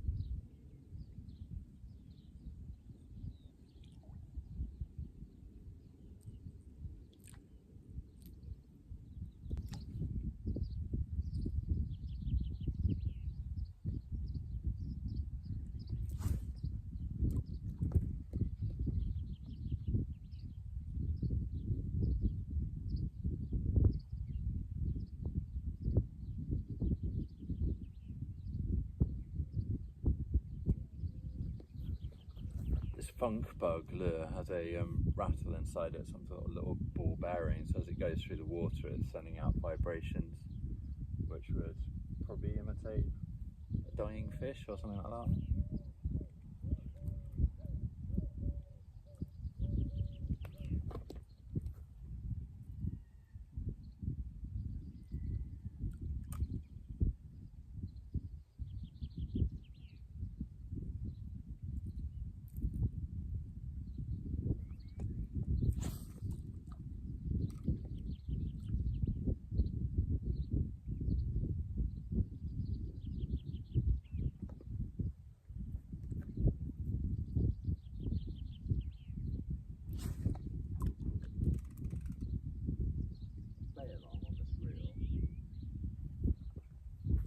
Reel's made by Shimano. I know it is their bottom of the range. It's the FX 2500 little one.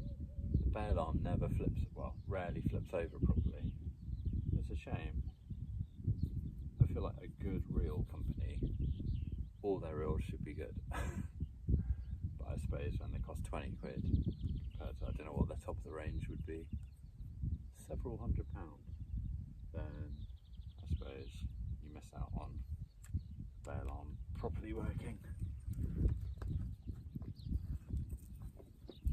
Just give it a few more casts here and then call it a day. It's stunningly beautiful. I know the tide will come in a little bit more. And it was encouraging to see those fish. But I just don't think I'm going to get any luck today. With tiny fish like that, I don't know, my gut instinct is to chuck in a small hook with some bait on and just see if they're interested, you know, I don't know, a bit of bacon or some sweet corn or something. See if they go for it. This kind of lure fishing with something like this is really asking for 6-7 inch long fish and above. Anyway, a couple more casts, let's see.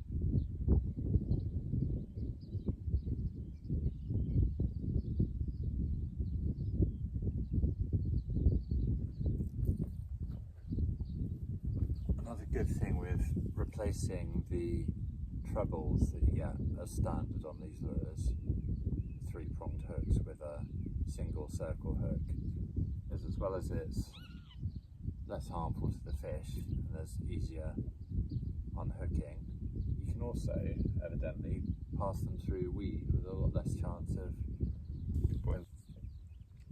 just see whether it stays on. It has stayed on. Now falling through the water, hopefully attached to my hook. Actually, it's weirdly critically balanced about a foot below the surface, so I'm going to have to put a little weight on the line to take it down properly now. And I think I've got a piece of chicken on here. I cast out to those small fish. Right in the middle of their shoal. Let's see if they like chicken.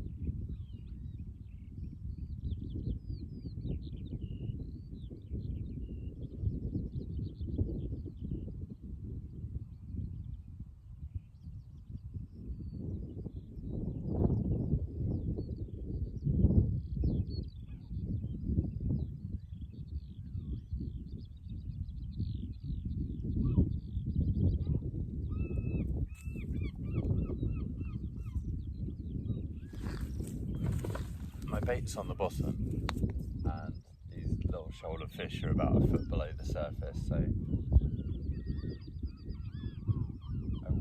grass, but also I want to see if anything creeps along the seabed for my chicken, so I'll keep an eye on it for now. Just at the edge of some seaweed, I can see the chicken. Actually, it's just above the bed. Yeah, I'll just keep it there for a bit and see if anything comes and investigates.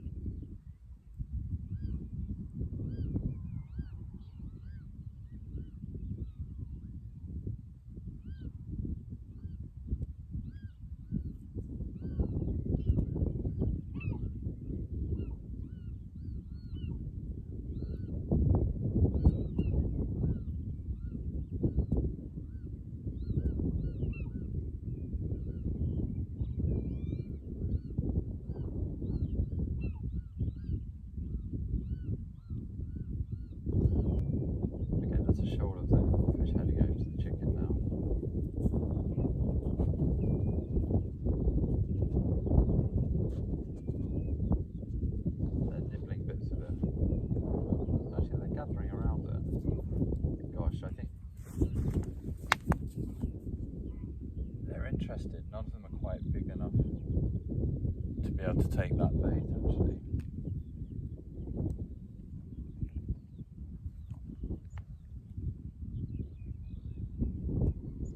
Need like a big daddy version of it to come along. Or I need to find a really tiny bait of some sort. Yeah, they're swimming around it. Having a little nibble.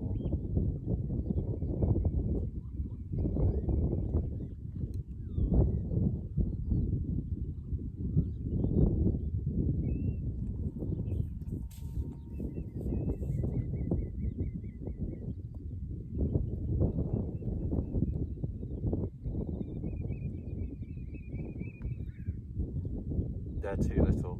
I think I've seen bigger fish. I need to find a deeper hole and drop this rig into a deeper hole where those bigger fish may be.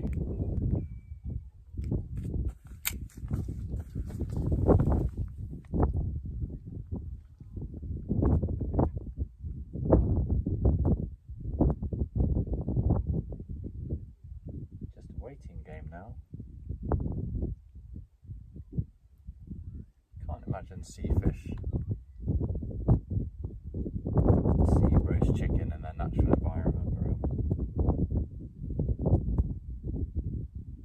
I'm actually regretting not bringing the sweet corn down now. I know some people do sea fish with sweet corn. Guarantee that'll stay on the hook.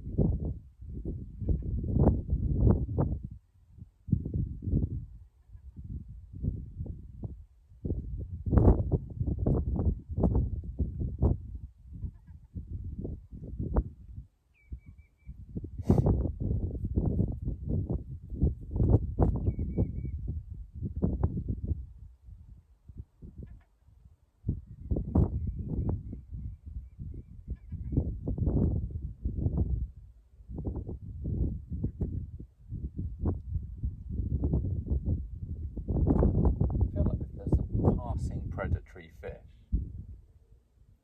or a hiding predatory fish, it's going to smell that roast chicken and give it a go, isn't it? Let's see. Just walked back upstream, still at really low tide, but there's a few feet of water here, including a hole there. There's some sort of weird waterfall where water is dropping. Oh, no, it's not weird, it's just a waterfall. So at the base of that waterfall, I'll just clamber over these rocks. There might be a bit of a deeper pool there. Everything's crystal clear again, but I'll chuck in some chicken on the float rig. Oh, actually, out there is deeper and slow moving. That looks interesting. I've also brought sweet corn with me that will definitely stay on the hook. Yeah, let's see. Alright, we'll set up here.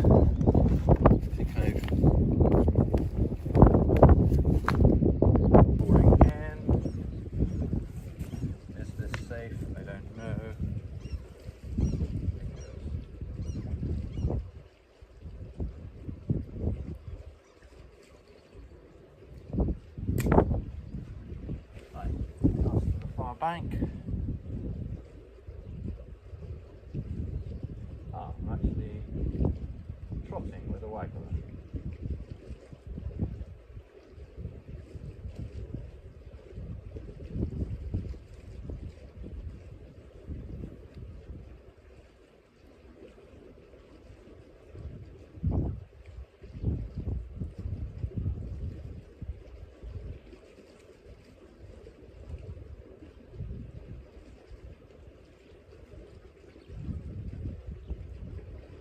Technically, this might be the first time I've float fished a river well, okay, no, I float fished a river in Wales about 8 years ago, but properly,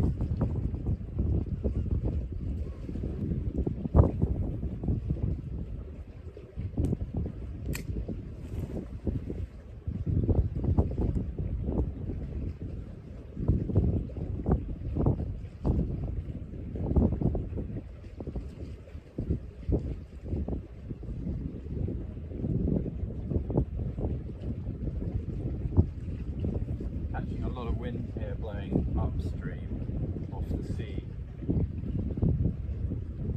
and a sort of slowish flow going downriver.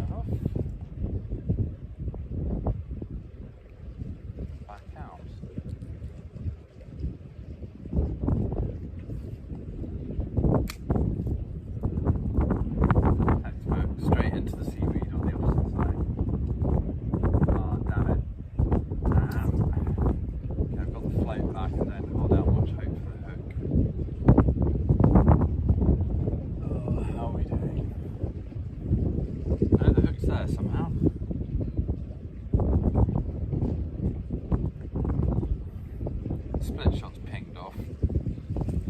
Water there, so I've just dropped that same float rig into deeper bits of water. Look. Yep, pushing through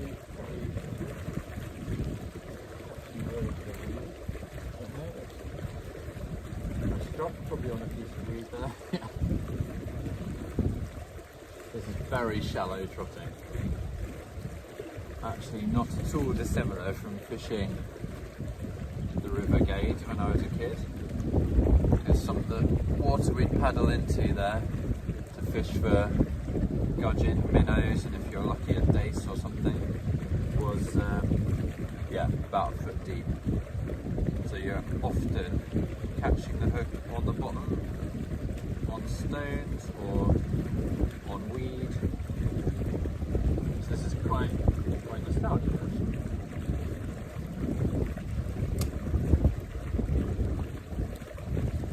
I've got caught in an eddy, so I'm not, that's ideal. Not moving anywhere.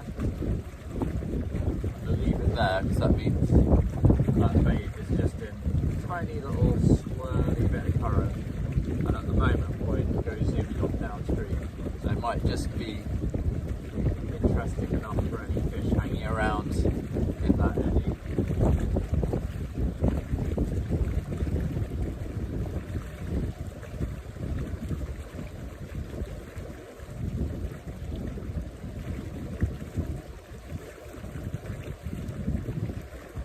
It's just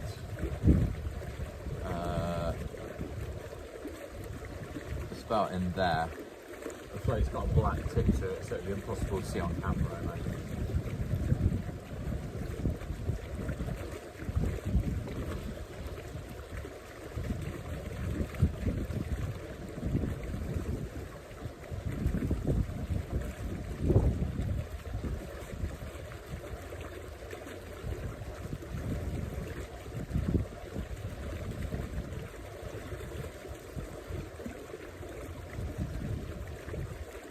Could have done with bringing a chair. Although, I don't know how I'd set up on these flying rocks.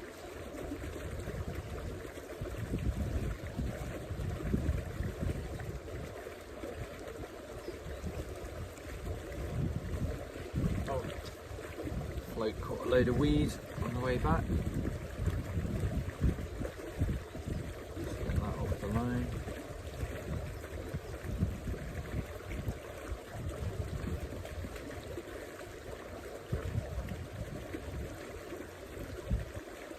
Extremely peaceful listening to this waterfall.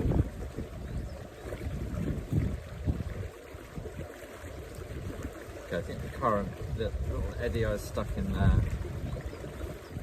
very full of algae weed.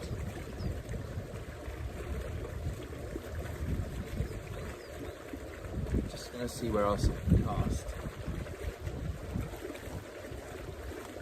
Oh, there's a tiny, tiny baby fish in a hole there. Too small to catch, but might mean there's bigger ones in there.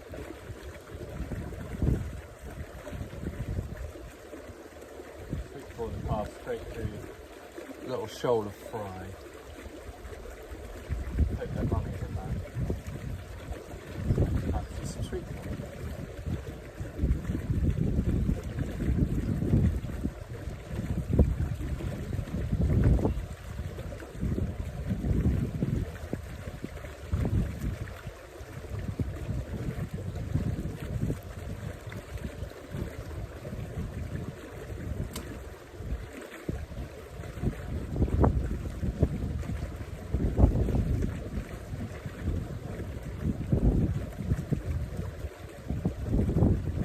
Struck on a bit of weed again.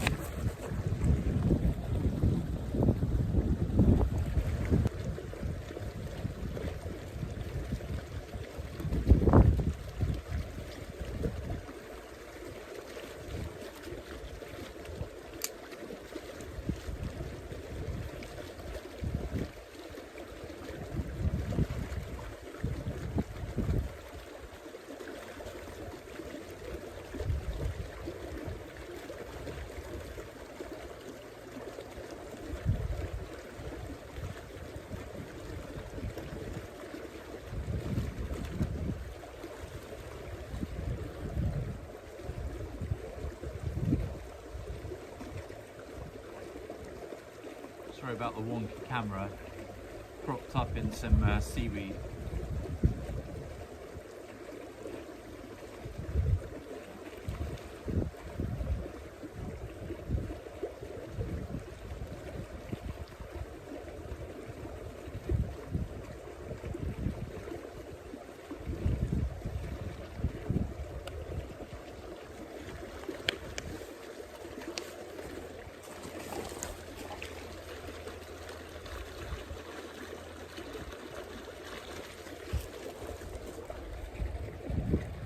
Speed.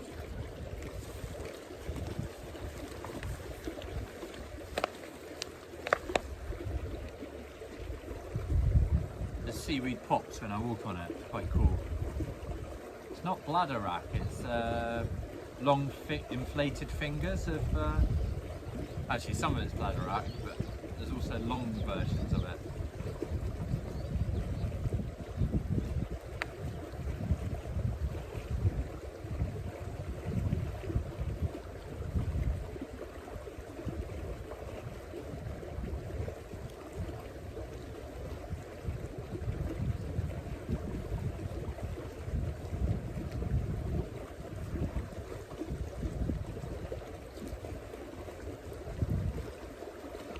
Oh, collected all the seaweed again.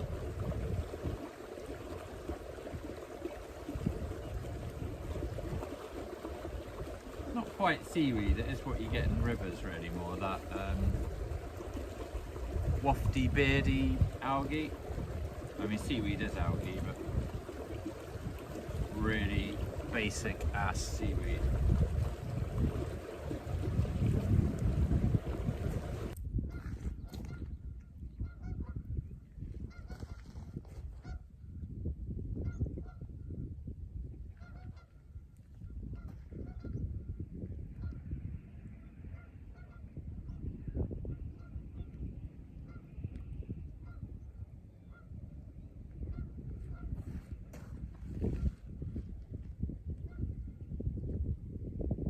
so clear,